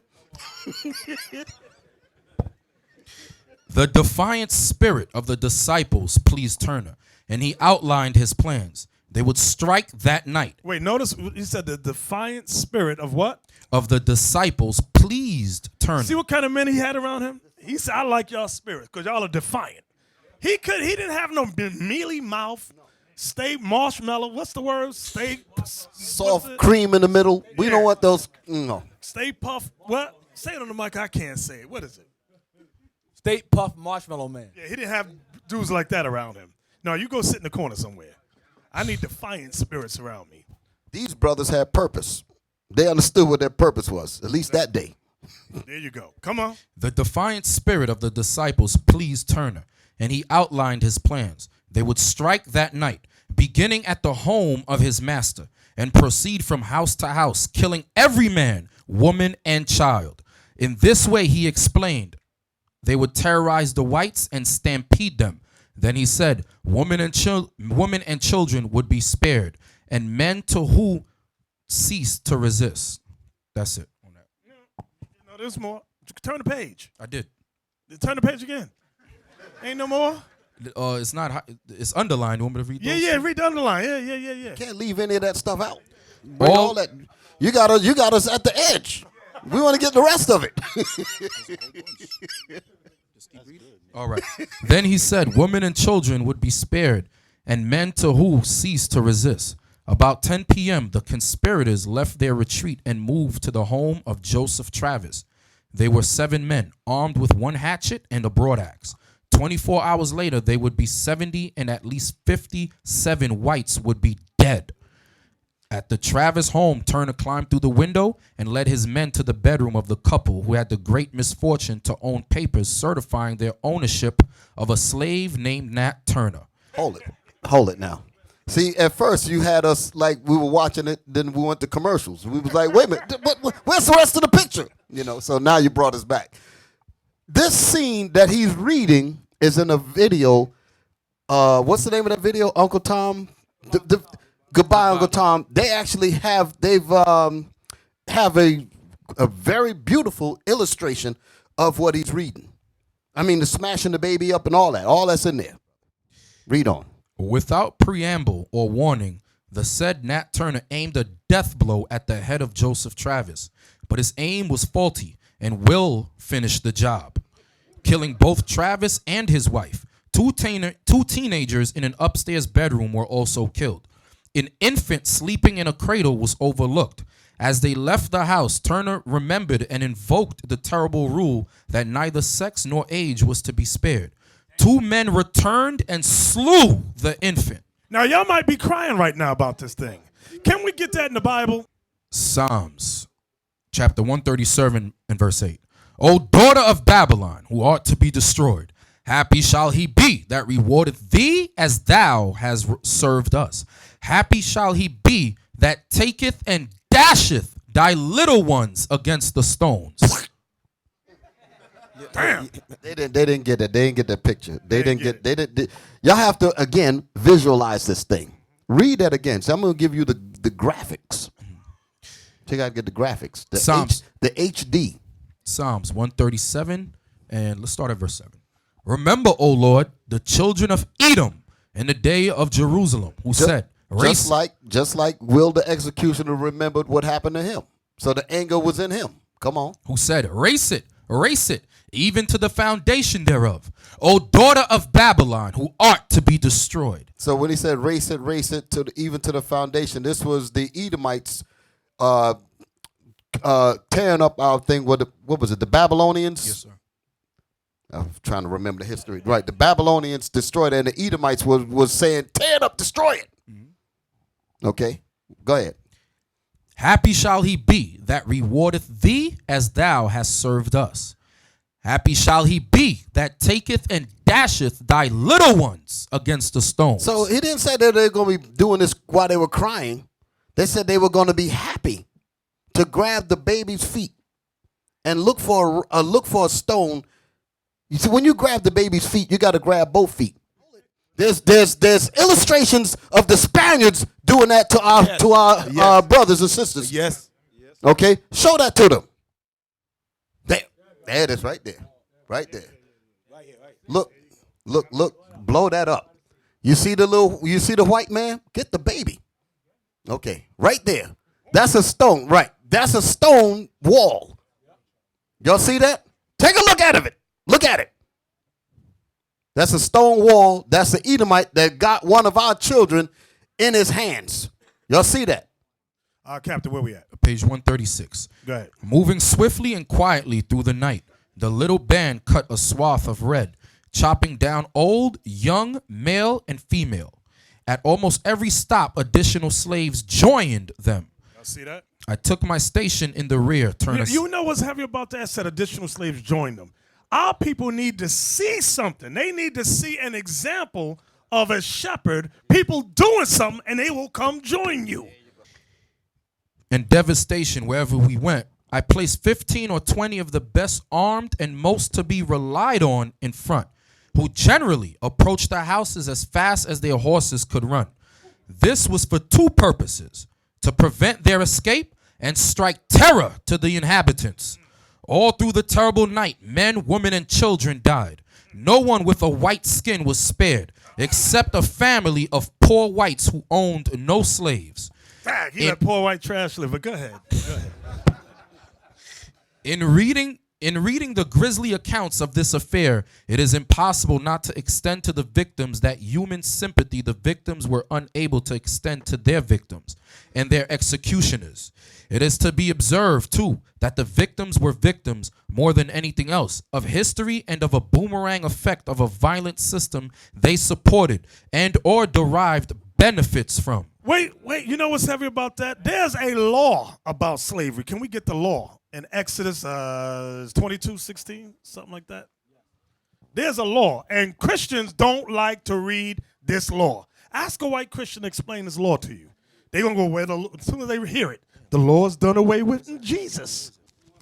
All right, 21:16. And he that stealeth a man and selleth him, or if he be found in his hand, he shall surely be put to death. And that Turner was applying the laws of God. They said, you know what? This law needs to be enforced now. That's what he was doing. Now somebody, Christian right now, is thinking, well, that law really seals my fate. But I'm going to rely on white man Jesus to get me. Ain't no such thing as white man Jesus. Jesus ain't going to save. Give me that in Revelation now, 13:10. Here is the precept for that law in case you're thinking that law is done away with in Jesus. Revelation chapter 13 and verse 10. He that leadeth into captivity shall go into captivity. He that killeth with the sword must be killed with the sword. Here is the patience and the faith of the saints. Hallelujah. Hallelujah. This is the mindset all of us have to have. Here is you call yourself a saint. Patiently, we must wait for that thing to come to pass. Now let's go back to Lerone Bennett. Page 136. It is to be observed, too, that the victims were victims, more than anything else, of history and of the boomerang effect of a violent system they supported and or derived benefits from. It is not true, as so many commentators have said, that Nat Turner initiated a wave of violence in Southampton. The violence was already there. Slavery was violence, and Nat Turner's acts, however regrettable they may be on a personal level, were responses to that violence, and must be appraised historically, systematically, and politically. Why don't they give him a holiday? Exactly. Exactly. Was But that you know, no, there's more. You know, there's a lot of information that's coming out of that thing. You know, what that last part that they read there goes to the Jedi mind trick that they try to use on our people to make it think like, well, you're perpetrating violence. And the point is that he said that he was reacting to a system that was already violent. Right. So it's really self-defense. That's right. Exactly. Can we read on? None of this was apparent or perhaps even relevant to the white citizens of Southampton.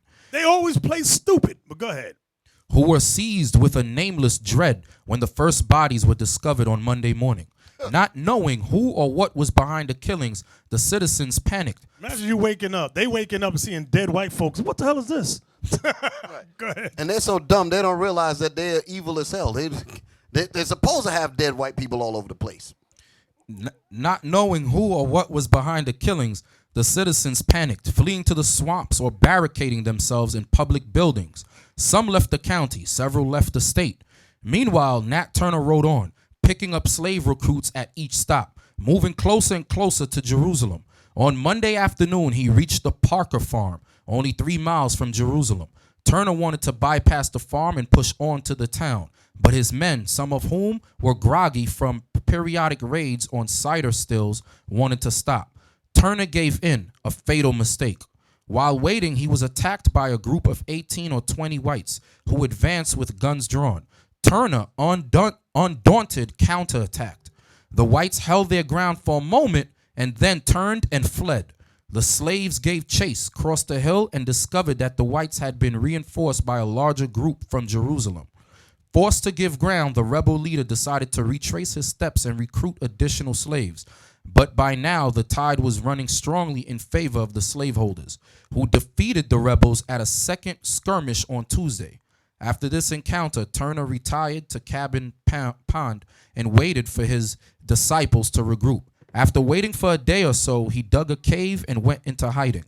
By this time, soldiers were flocking to the county from all points. 3 companies of artillery from Fort Monroe and detachments of men from the warships Warren and Natchez arrived. Hundreds of soldiers and militiamen from North Carolina and other Virginia counties thronged into the area. All in all, I want y'all to remember that. It said hundreds of, what did it say, militiamen? Yes, sir. That term is going to come up later on in the class, but just keep that in mind, these militiamen. Go ahead. All in all, some 3,000 armed men came to Southampton to put down the insurrection. A massacre followed. The purpose of all this was not to find or punish members of Nat Turner's army. The purpose, frankly acknowledged by many of the participants, was to terrorize and condition potential Nat Turners. Wait, stop that right there. That right there. Read that part again. The purpose of all this was not to find or punish members of Nat Turner's army. The purpose, frankly acknowledged by many of the participants, was to terrorize and condition potential Nat Turners. Some heavy stuff right there. Read that again about frankly. The purpose of all this was not to find or punish members of Nat Turner's army. The purpose, frankly acknowledged by many of the participants, was to terrorize and condition potential Nat Turners. Writing in the Richmond Constitutional Whig on September 3rd, 1831. So hold it, wait a minute. So basically what they're saying that we are terrorized today from following anybody that would lift us up. That's the reason why they try to turn our people away from leadership.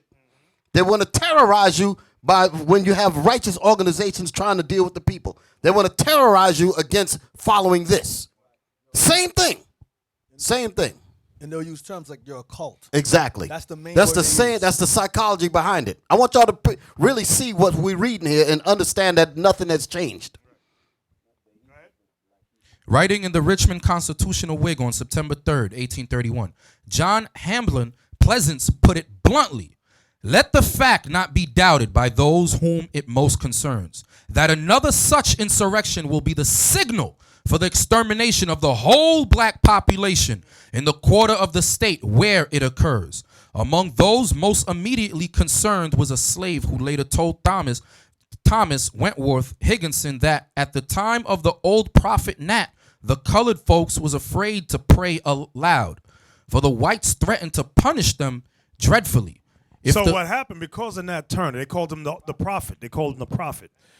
We were afraid to pray out loud because the white men was forbidding us to pray out loud to our God, the Most High. They would put us to death. Right. We were terrorized. That's what it says, letting you know that black people were terrorized. Because they didn't want us praying against them like it teaches us to do in Luke 18. Is it Luke 18?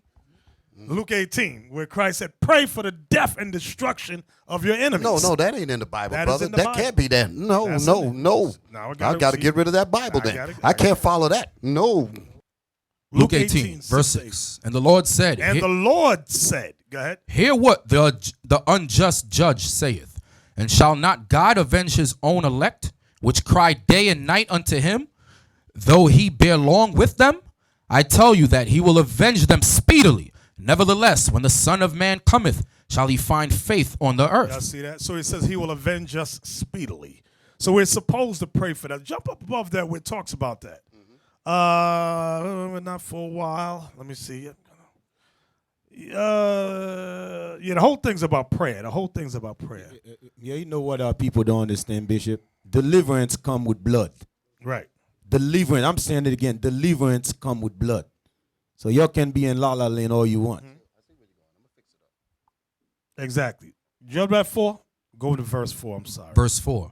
Start at 3, I'm sorry, 3. Verse 3. And there was a widow in that city, and she came unto him, saying, Avenge me of mine adversary. That's the subject. Avenging on your adversary, which is your enemy. Go ahead. And he would not for a while. But afterward he said within himself, Though I fear not God, nor regard man, yet because this widow troubleth me, I will avenge her, lest by her continual coming she worry me. And the Lord said, Hear what the unjust judge saith. And shall not God avenge his own elect? So now Christ is comparing God to the unjust judge. And shall not God avenge what? His own elect? The Israelites. Which cry day which pray day and night unto him, though he bear long with them? I tell you that he will avenge them speedily. Nevertheless, when the Son of Man cometh, shall he find faith on the earth? You know why it says that? Nevertheless, when the Son of Man cometh, shall he find faith on the earth? From the time of Nat Turner, we were forbidden to pray out loud during that time because they didn't want us praying against our enemies, our adversaries. So now, with Christianity's onslaught, they made put in our heads that it is a sin to pray to God for vengeance against your enemies. Most black people and Latin people say, no, you're not supposed to do that. Love your enemy. I don't know. They blur the lines in scriptures. They twist scriptures. That's what they do. This is when what we're reading is going to occur. All right. I don't want no misunderstanding, no confusion. Zechariah 9, let's start at 12. Zechariah 9 and 12. Turn you to the stronghold, ye prisoners of hope. The stronghold is the Holy Bible. Go ahead. Ye prisoners of hope. We are the prisoners of hope. We are prisoners because we're in captivity and we're hoping for deliverance. Go ahead. Even today do I declare that I will render double unto thee when I have bent Judah for me. So he's going to bend the southern kingdom, starting with Judah, to do his will. Go ahead. Fill the bow with Ephraim. He's forming us into a weapon. Ephraim and the northern kingdom is going to be, we all going to be transformed into a living weapon. Go ahead. And raised up thy sons, O Zion, against thy sons, O Greece. See that? Against thy sons, O Greece. So there is going to be a war. Let's find out when. Go ahead. And made thee as the sword of a mighty man, and the Lord shall be seen over them. So that's, y'all see that part? And the Lord shall be seen over them, meaning the chariots. That ain't on this side. That's going to be on the other side when Babylon's destroyed. So I don't want nobody thinking, well, it's going to be here in America. It ain't going to be here in America at all. So nobody get no dumb thoughts. Go ahead. And the Lord shall be seen over them, and his arrow shall go forth as the lightning, and the Lord God shall blow the trumpet, and shall go with whirlwinds of the south. See that? Those are the chariots. Go ahead. The Lord of hosts shall defend them, and they shall devour and subdue with sling stones, and they shall drink and make a noise as through wine, and they shall be filled like bowls, and as the corners of the altar. And the Lord their God shall save them in that day as the flock of his people. That's the proof. We're going to be delivered out of here. Go ahead. For they shall be as the stones of a crown, lifted up as an ensign upon his land. Right. We're going to be like the stones of a crown because we are his jewelry. Exactly. Okay. So when you have camps, you got different people out here that can't even apply love thy brother. They ain't getting part of this at all. They're going to be put to death. They're not going to be a part of any of this at all. They can't even apply basic discipline scriptures to how to deal with their own brothers. Exactly. So they're not going to see any of this. At that time of the old prophet Nat, the colored folks was afraid to pray aloud, for the whites threatened to punish them dreadfully. If the least noise was heard, the brightest and best was killed in Nat's time. When a boy, if the least noise was heard, the brightest and best were killed. So you check that out. If a child prayed, they look for the best slave and say, kill that one right there. Put him to death. You know what's heavy about that, Bishop? Something that Esau sees that we don't see. They know that all of us are not the same. They know that some of us are on different levels. Because for them to single out someone based on their actions, they're looking for any threat. And all of us don't move the same. And some of you have to be real with yourself. That's how you know how to move as a team. If you see someone has better qualities in pulling the people together, rally with him and support him. You see someone has better attributes to bring to the team, rally with them and support him. But Esau looks and says, who can pull these men together? That person is a threat. Tear him down. And that's how they target. That's how you fight a war.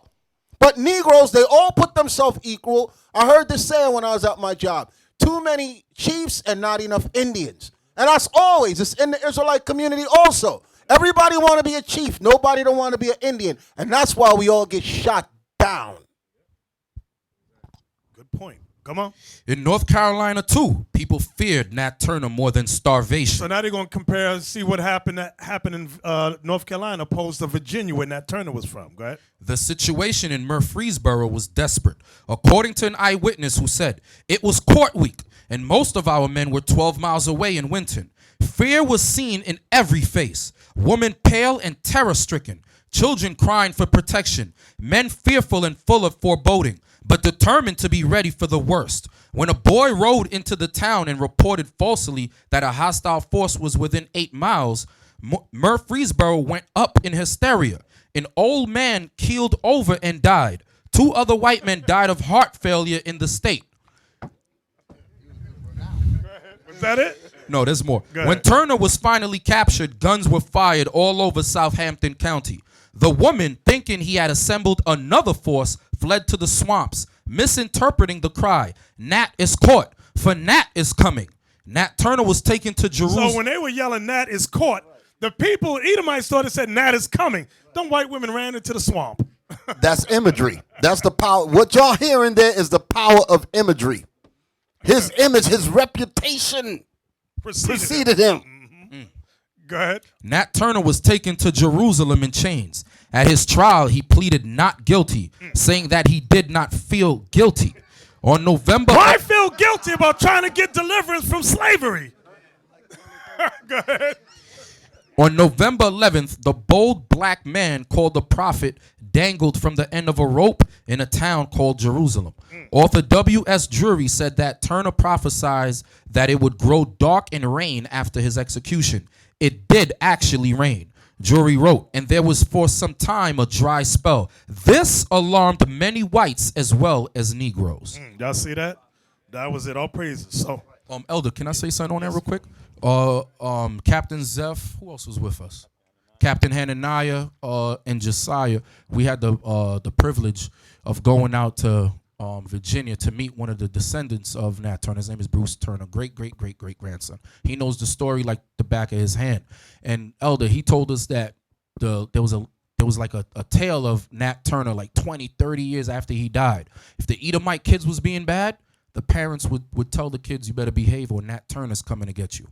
So in this part of Virginia, they would even speak about Nat Turner. When we went out there and we went to the courts to look at the records and so forth, they didn't even want to show us the records. The lady was like, "Look, you can't record. Please don't record that." Get Exodus 2:11 and 12 to show you that what Nat Turner did was nothing different than what our forefather Moses did.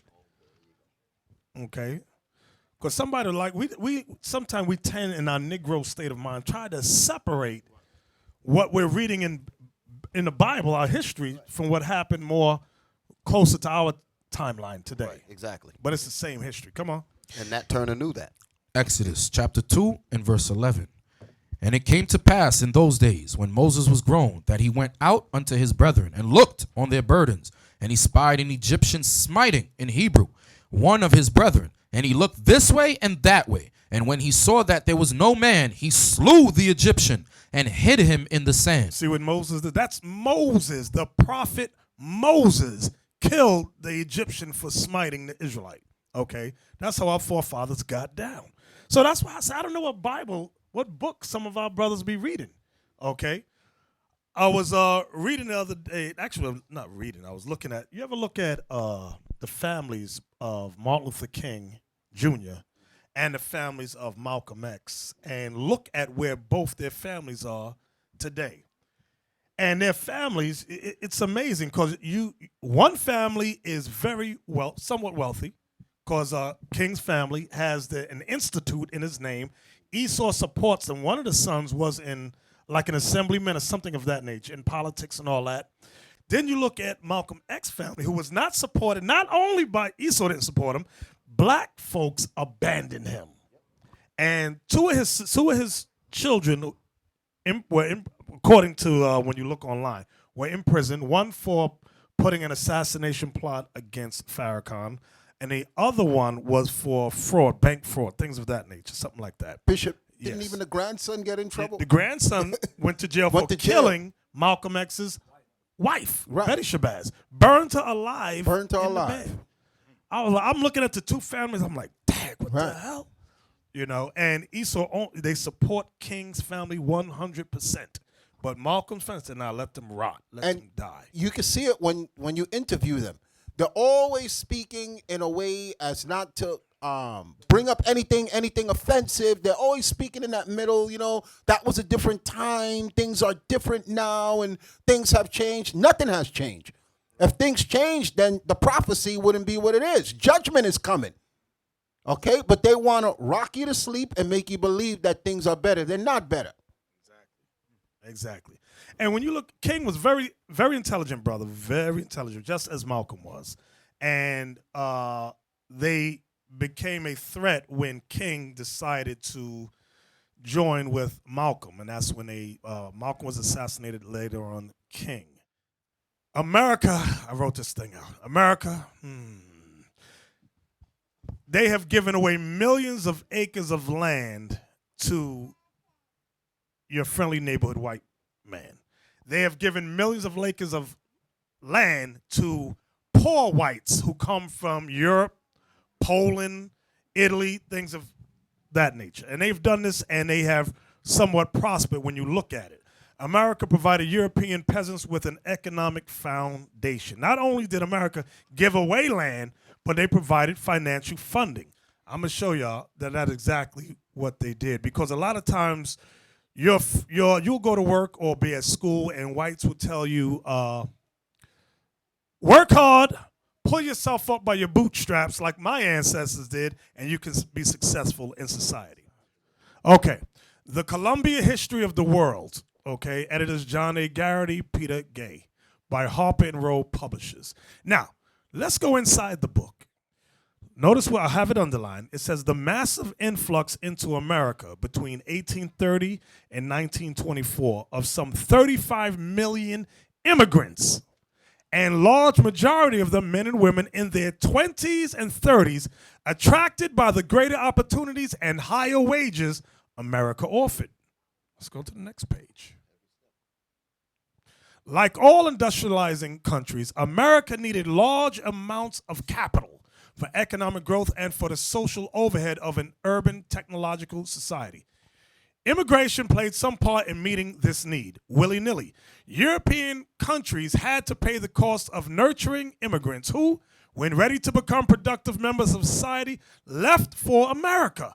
In the 19th century, the subsidy this practice bestowed on the American economy amounted to at least $1,000 for each new settler.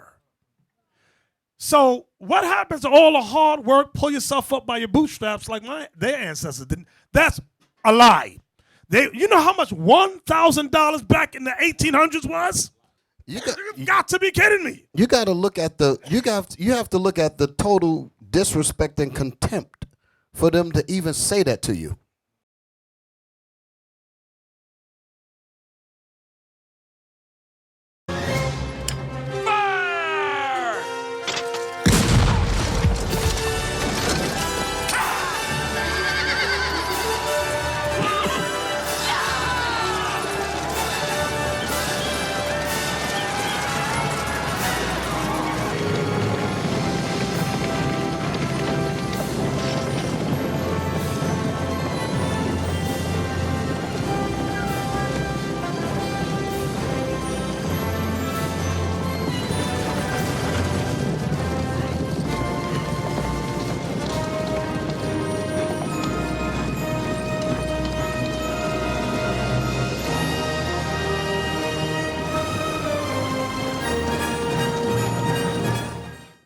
When you look at this here, and then you look around you and you see these magnificent structures and all of these nice homes and all of that stuff here. Now you get the idea where it came from.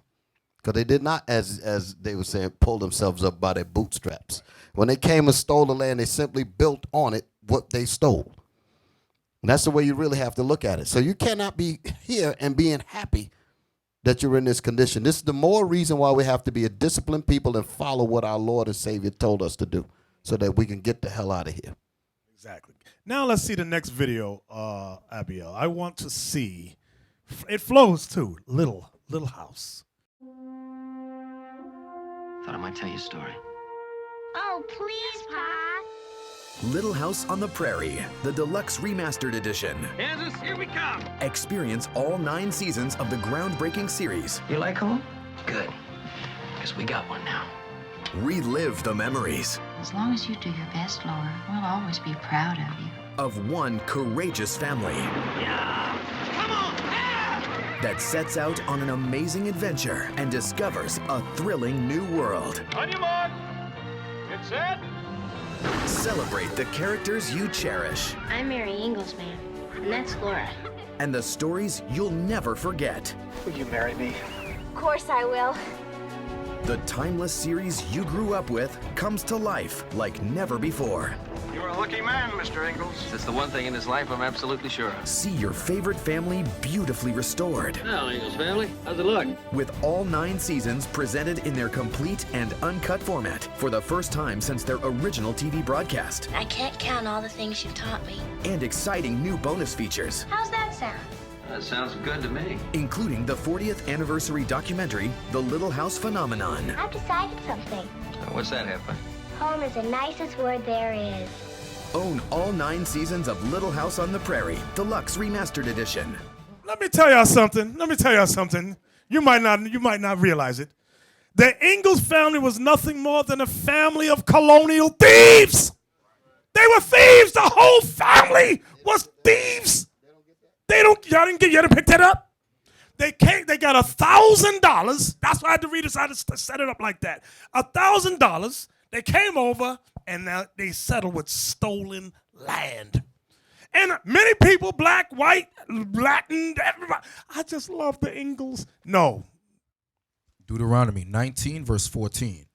Thou shalt not remove thy neighbor's landmark, which they of old time have set in thine inheritance. So it was an inheritance not to be touched.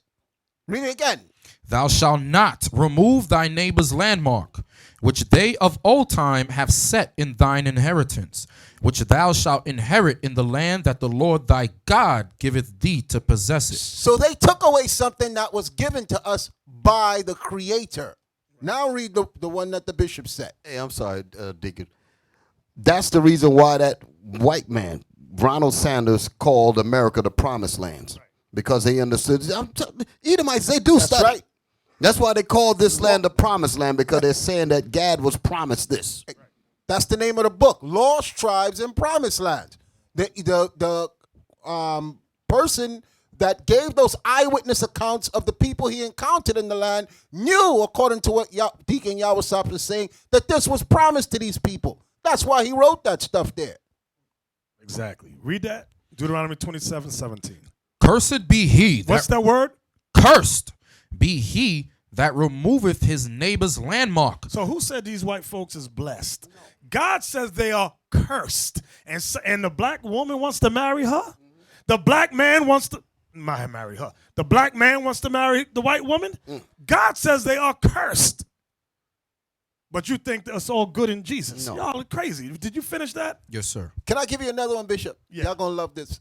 Give me Proverbs chapter 23, verse 10. Remember what you just read. Cursed be he that removeth his neighbor's landmark. Now look at this beautiful prophecy here. Proverbs chapter 23 and verse 10. Remove not the old landmark, and enter not into the fields of the fatherless. Because when they came to take us down, the first person to die was your father. That's right. They killed the men first. They massacred the men. Okay, there was a documentary on YouTube I was watching. I couldn't even finish it. It was a long documentary where they were speaking about Wounded Knee and a few other encounters. And they detailed it of Little kids moved a little bit after they shot down the grown-ups, and they were just walking through shooting little kids in the head. Little kids were crawling under their mother to try to hide, and they would push the mother over, see the trembling child, and shoot the child. Read it again. Remove not the old landmark, and enter not into the fields of the fatherless. And this is why. Read on. For their Redeemer is mighty. He shall plead their cause with thee. And that's what we waiting on. That's what we waiting on. That's why we tell y'all don't get stupid and don't go rise up with no evil in your head saying y'all want to do things to people. The Most High is our Redeemer. He's mighty. And if you move on these people without his say-so, what you're saying is you don't believe in the scriptures. And you know what evidence of that, Deacon Asaph? When you read in the book of Numbers, when the Most High told the children of Israel to spy out the land, and Joshua and Caleb came back with a good report and said, we could take the land. But the other 10 men said, no, we can't take the land. So then the Most High was mad. So then sometime later, the men said, okay, let's go take the land. Moses said, don't go now. God is not with us. And they said, we're going to go anyway, and got put to death. Because you got to wait on the Most High's commands. You got something, Thon? Yes. Give me Sirach 34 and verse 21. About Elder mentioned earlier about how they're colonial thieves. They're also colonial murderers. Right. The Lord going to show you that now. Sirach chapter 34 and verse 10. Now in the book by Bartolome de las Casas, he quotes this scripture because he witnessed them killing our brothers and sisters on this side of the world and taking the land, the Spaniards. Read this. He that hath no experience. No, 34 verse 21. 34 verse 21. The bread of the needy is their life. He that defraudeth him thereof is a man of blood. Read again. The bread of the needy is their life. The bread of the needy is their life, meaning our food, this land was our life. Go ahead. He that defraudeth him thereof. He that takes it from him, go ahead.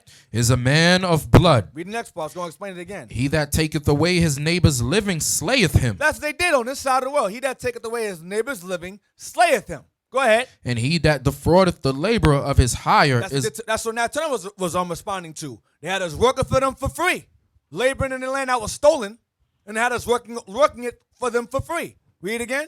And he that defraudeth the laborer of his hire is a blood shedder. That's what he saw. He's a blood shedder. And therefore, if you live by the sword, you're going to die by the sword. Like Revelation 13:10 says. Exactly. Get Micah chapter 2. We got to realize the Bible is the greatest history and prophetic book on the planet Earth. There's no other equal to this book. That's why we don't play games with the Bible. We're going to tell it to you straight. Whether your feelings get hurt, sometimes your feelings need to get hurt. You got it for me, Captain? Micah chapter 2. Woe to them that devise iniquity and work evil upon their beds. And work evil on their beds while they're sleeping. Go ahead. When the morning is light. When they get up in the morning. They practice it. They practice it. They practice the evil they devised on their bed the night before. Go ahead. Because it is in the power of their hand. They had the guns. They had what's that special gun they had? The Gatling gun. They created all kinds of new weapons. Go ahead. And they covet fields. They what fields? Covet fields. Covet means to desire wrongfully. Covet that which is not yours. Go ahead. And take them by violence. How did they take the fields of America? By violence. That's who said this? God.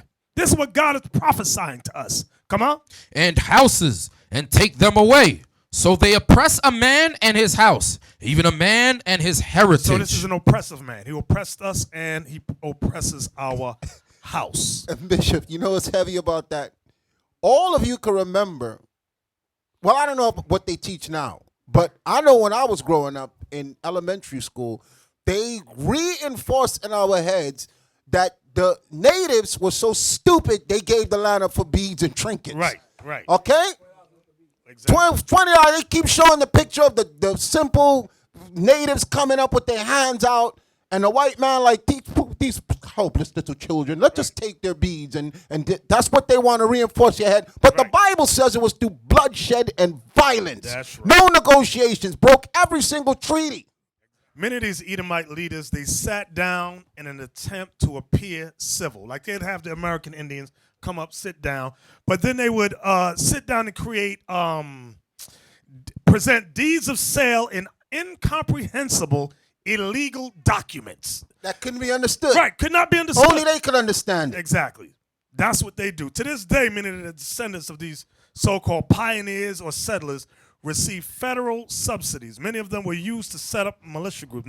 Remember that word. They were used to set up militia groups to ward off Native American Indians and slave revolts. Now, you're going to ask, what does that got to do with us today? It has everything to do with us today. Now, before I get to it, because I'm going to hit y'all with something. Let me get it. Let me look. So we discussed how they look us in the face and say, pull yourself up by your bootstraps, right? We discussed that, brother? Yes, sir. Okay. They will never admit that they have murdered. They have stolen. They don't admit that at all. Neither their descendants. Thomas Jefferson with his lying self. That what's the thing Thomas Jefferson wrote? The Declaration of Independence. Lie. It's a lie. You hear what I said? The Declaration of Independence is a lie. American Indians realized that back then, and so did the slaves. So this is all a lie. It said, I can't quote, we hold these truths to be self-evident, that all men are created equal. And they are endowed with certain inalienable rights. Well, let me see if I wrote it down. Inalienable rights, that among these are life, liberty, and the pursuit of happiness. That's it. That's all a lie. It had nothing to do with black people, Native Indians, Latinos, had nothing to do with us. Now, right, nothing with the 12 tribes. Now, let me show you the next video. Give me Young Turks. I want the Young Turks video because they say we're all equal, right? When we watch this video, because some of y'all are here, some of you sisters might be thinking, we are all equal, I don't know. I'm going to show you a video right now that just happened in the news. And it's going to prove out of the white man's mouth. You might not believe God, but when the white man speaketh, thou shalt believeth. And hold it now. I'm glad you said it there because I was thinking on those terms. When he comes before you, he comes, as I call it, his whiteness. He believes in that whiteness. He said, you don't understand. I got whiteness rolling with me. Y'all step back. Let me speak. He said, just let me talk to them. I don't have to bring no paperwork. No, Nina, just let me speak. Because all I have to do is talk. And they're going to just automatically follow. What do you mean, why? Because I'm white, don't you see? Let me, So that kind of, he carries that confidence with him. And it's literally reinforced when we deal with him. Exactly. It's embedded in our heads. You got the video? Okay, let's watch it. How long is it? Okay, we're going to watch the whole thing, but I want y'all. This is something that occurred in the news a few months ago. Okay, where a militia group took over a Federal Reserve park. They took over a park with guns. Watch. Last night, the feds finally moved in on the militia members illegally occupying the Malheur Wildlife Refuge, capturing some of the leadership on the outskirts of the area and engaging in a shootout with some of the other militia members, resulting in one death. Here is the overview. Amon Bundy, the sort of, self-proclaimed leader of the organization, and 4 others, including his brother Ryan Bundy, were arrested after a traffic stop, which resulted in a gunfight.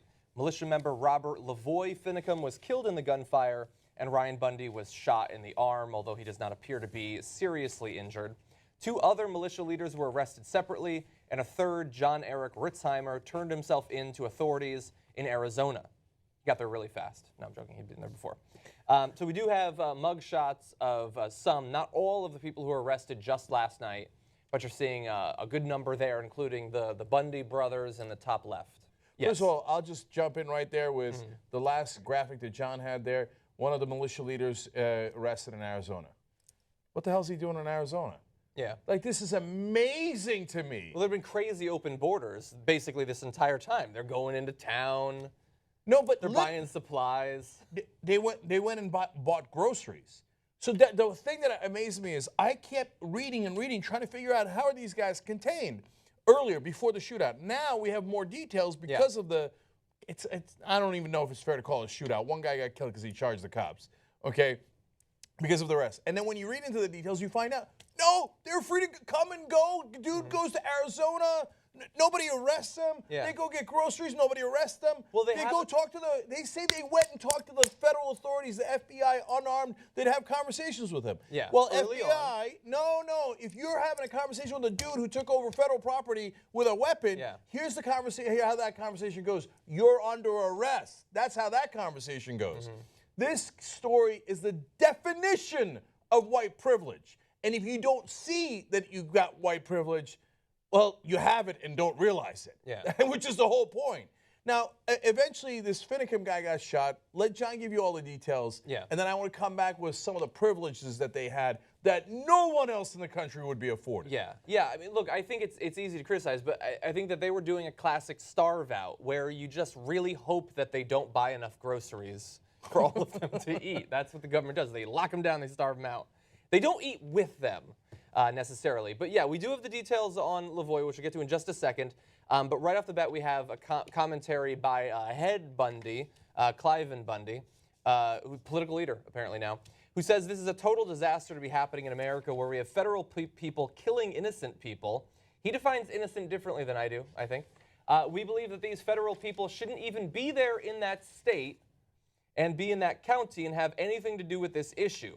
Well, I feel that way about a different group than the federal people. I have some sons and other people there trying to protect our rights and liberties and freedoms, and now we've got one killed, and all I can say is he's sacrificed for a good purpose. Agree to disagree on that.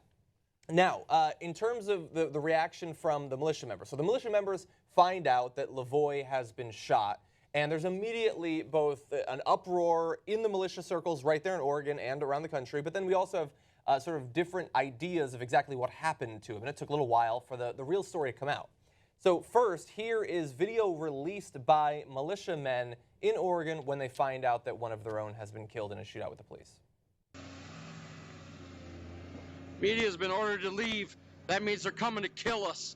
And they don't want them to see that. They're going to murder all of us. And the medias are cowards. Stay and show the truth. Show the truth. Media's been waiting for a bloodbath this whole time we've been here. Now there's going to be one and they're running. They're told to run because the feds don't want to know who's murdering us. American people better wake up, get here, and fight for your country. Right now, it is on. What you gonna do? What you gonna do when the militia comes after you, FBI? All you military that's been fighting for your country overseas, you can fight for your country right here in America. Get here, get some. This is history in the making. There are no laws in this United States now. This is a free-for-all Armageddon.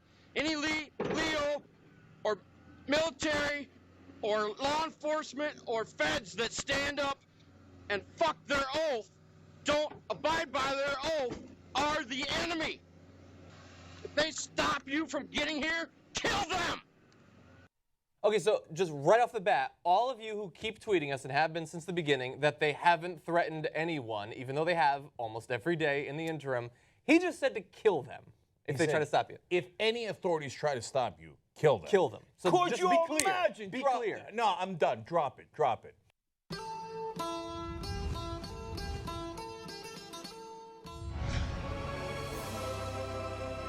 Could you imagine if armed black people looked at a camera and said, if the cops stop you at all, kill them? We're gonna have a conversation with these guys? They're free to come and go for 3 weeks. These guys, there was no perimeter. The FBI says, oh, don't worry, we just set up a perimeter. Goddamn right I'm worried. Why didn't you set up a perimeter the first time that they captured a federal building armed, talking about how they're going to murder people who come and try to take it from them? That is theft of federal property. By the way, it is a sentence punishable for up to 10 years if you take any federal property above $1,000 without permission. That is exactly what happened here. They took fairly large federal property.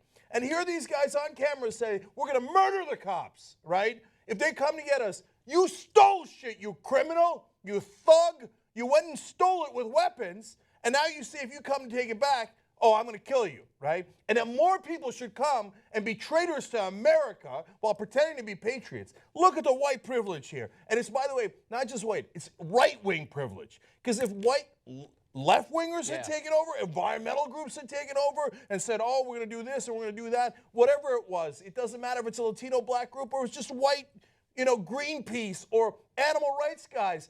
Nobody gets to come and go and threaten cops and talking about killing them. Look at here's what happened. So first of all, as John read to you, he said, Cliven Bundy, about the guy who got killed, he sacrificed for a good purpose. Yeah, thank you for being exactly like the Muslim radicals. Oh, he was a good martyr, sacrificed for a good purpose, right?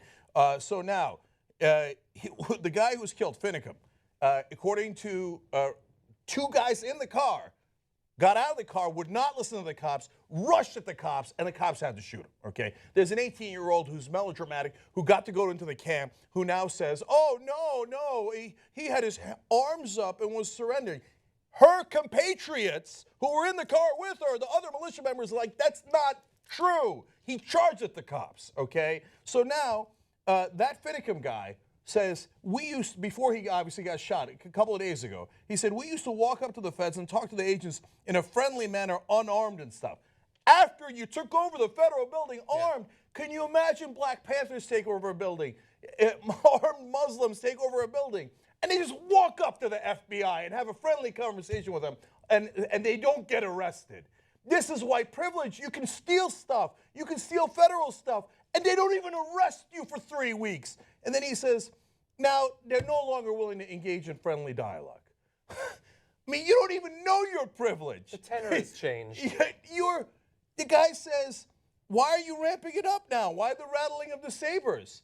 You ramped it up when you took the building with arms. He says, and we're saying, why be so unfriendly? Why? Why are you so threatening? Why be so unfriendly? Because you were threatening when you grabbed your assault weapons and took over the federal building and said, we will murder anyone who comes inside that is federal authorities or local authorities. That is the threatening part. But if you're white and right wing, you own, because the idea is I own the place. Even if it's not mine, I'll just steal it, and now I own it, because that's the history of this country. And then you get mad because they aren't following the law. That's what that fat bastard No, you aren't following the law. I've got more.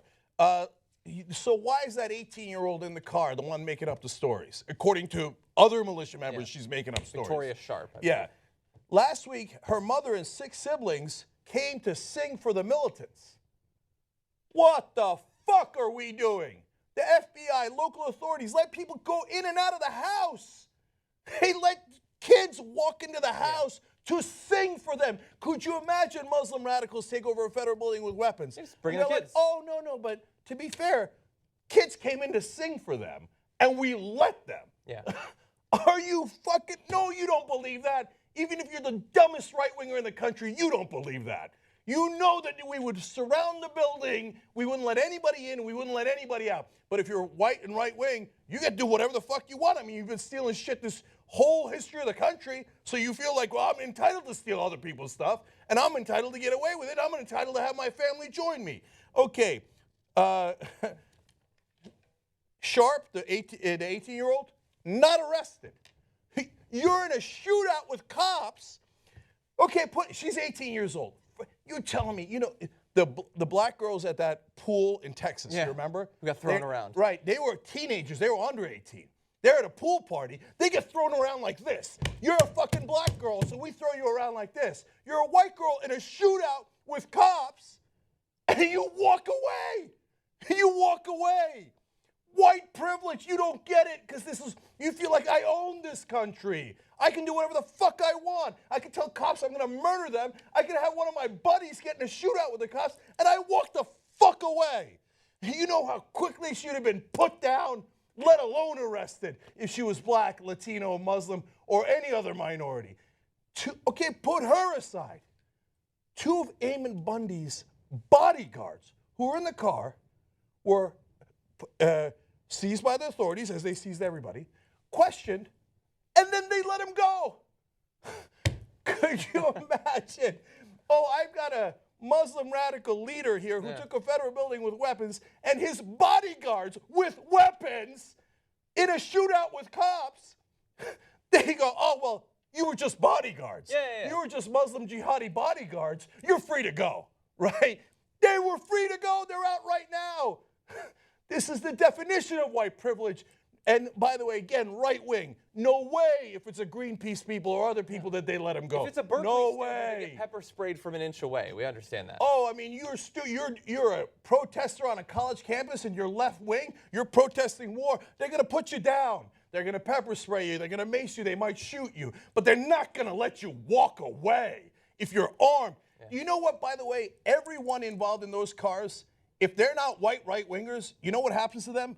Life sentence. You know why? I've covered this a million times on the show, and look it up. It's called felony murder. They're in the commission of a criminal act, a felony.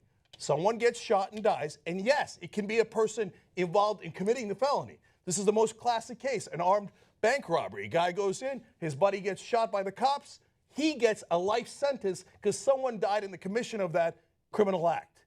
Someone died. Finicum died. All the people in the cars, felony murder, life sentence. But that's only if they're black, Latino, or any other minority. But if you're white and you're a right-winger, they let you walk out of the fucking building. This is insane, man. There's 2 different laws in the country, and we walk around and pretend it isn't. Why am I so angry today? Because in my infinite foolishness and naivete, I didn't realize it was this bad. After all of this, I thought, no, they must have a perimeter around the place.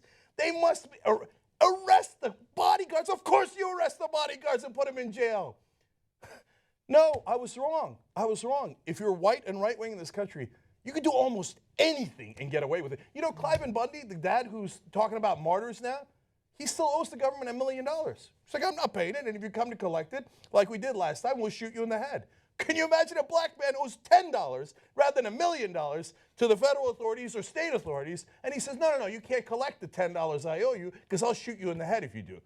And you have any idea how quickly he'd be put down? They would wait a month or so. Tamir Rice was a 12-year-old. He was a 12-year-old, for Christ's sake. He had a toy gun. These guys have real guns. Tamir Rice didn't say, I'll kill you. They never gave him a chance to speak. He was shot dead in 2 seconds. These guys have been saying for 3 weeks, he gets 2 seconds. They get 3 weeks of saying, we're going to murder you, we're going to murder you, we're going to murder you, and they still get away with it. So finally, after 3 weeks, they bothered to arrest them. Fucking white privilege. That's what this is. See, if I had said that happened, they wouldn't believe me. So I had to let the white man tell y'all exactly what happened in the news. And me at home, me and my wife, we'd be home saying, well, what happened with that militia group? Every night, did something happen? Did something? No. 1 week go by, 2 weeks, I'm like, what the hell's going on? Oh, now they ain't even talk about it. Then, boop, it comes up. What are you going to say, outside? That was it. All he has to do is just come and say, like I said before, all he has to do is just come into the room. He said, listen, I got my whiteness with me. It's going to work.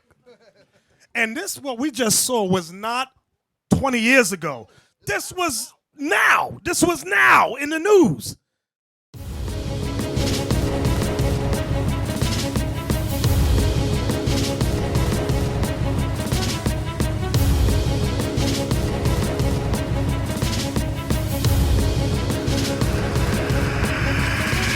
Shalom, Israel. I'm Elder Nathaniel, Israel United in Christ.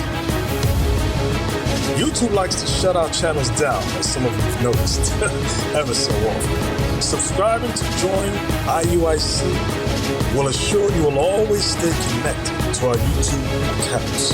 We want to do our best to make sure this truth gets out. Please click and join our subscriber YouTube channel called Join IUIC to stay linked to all of our videos.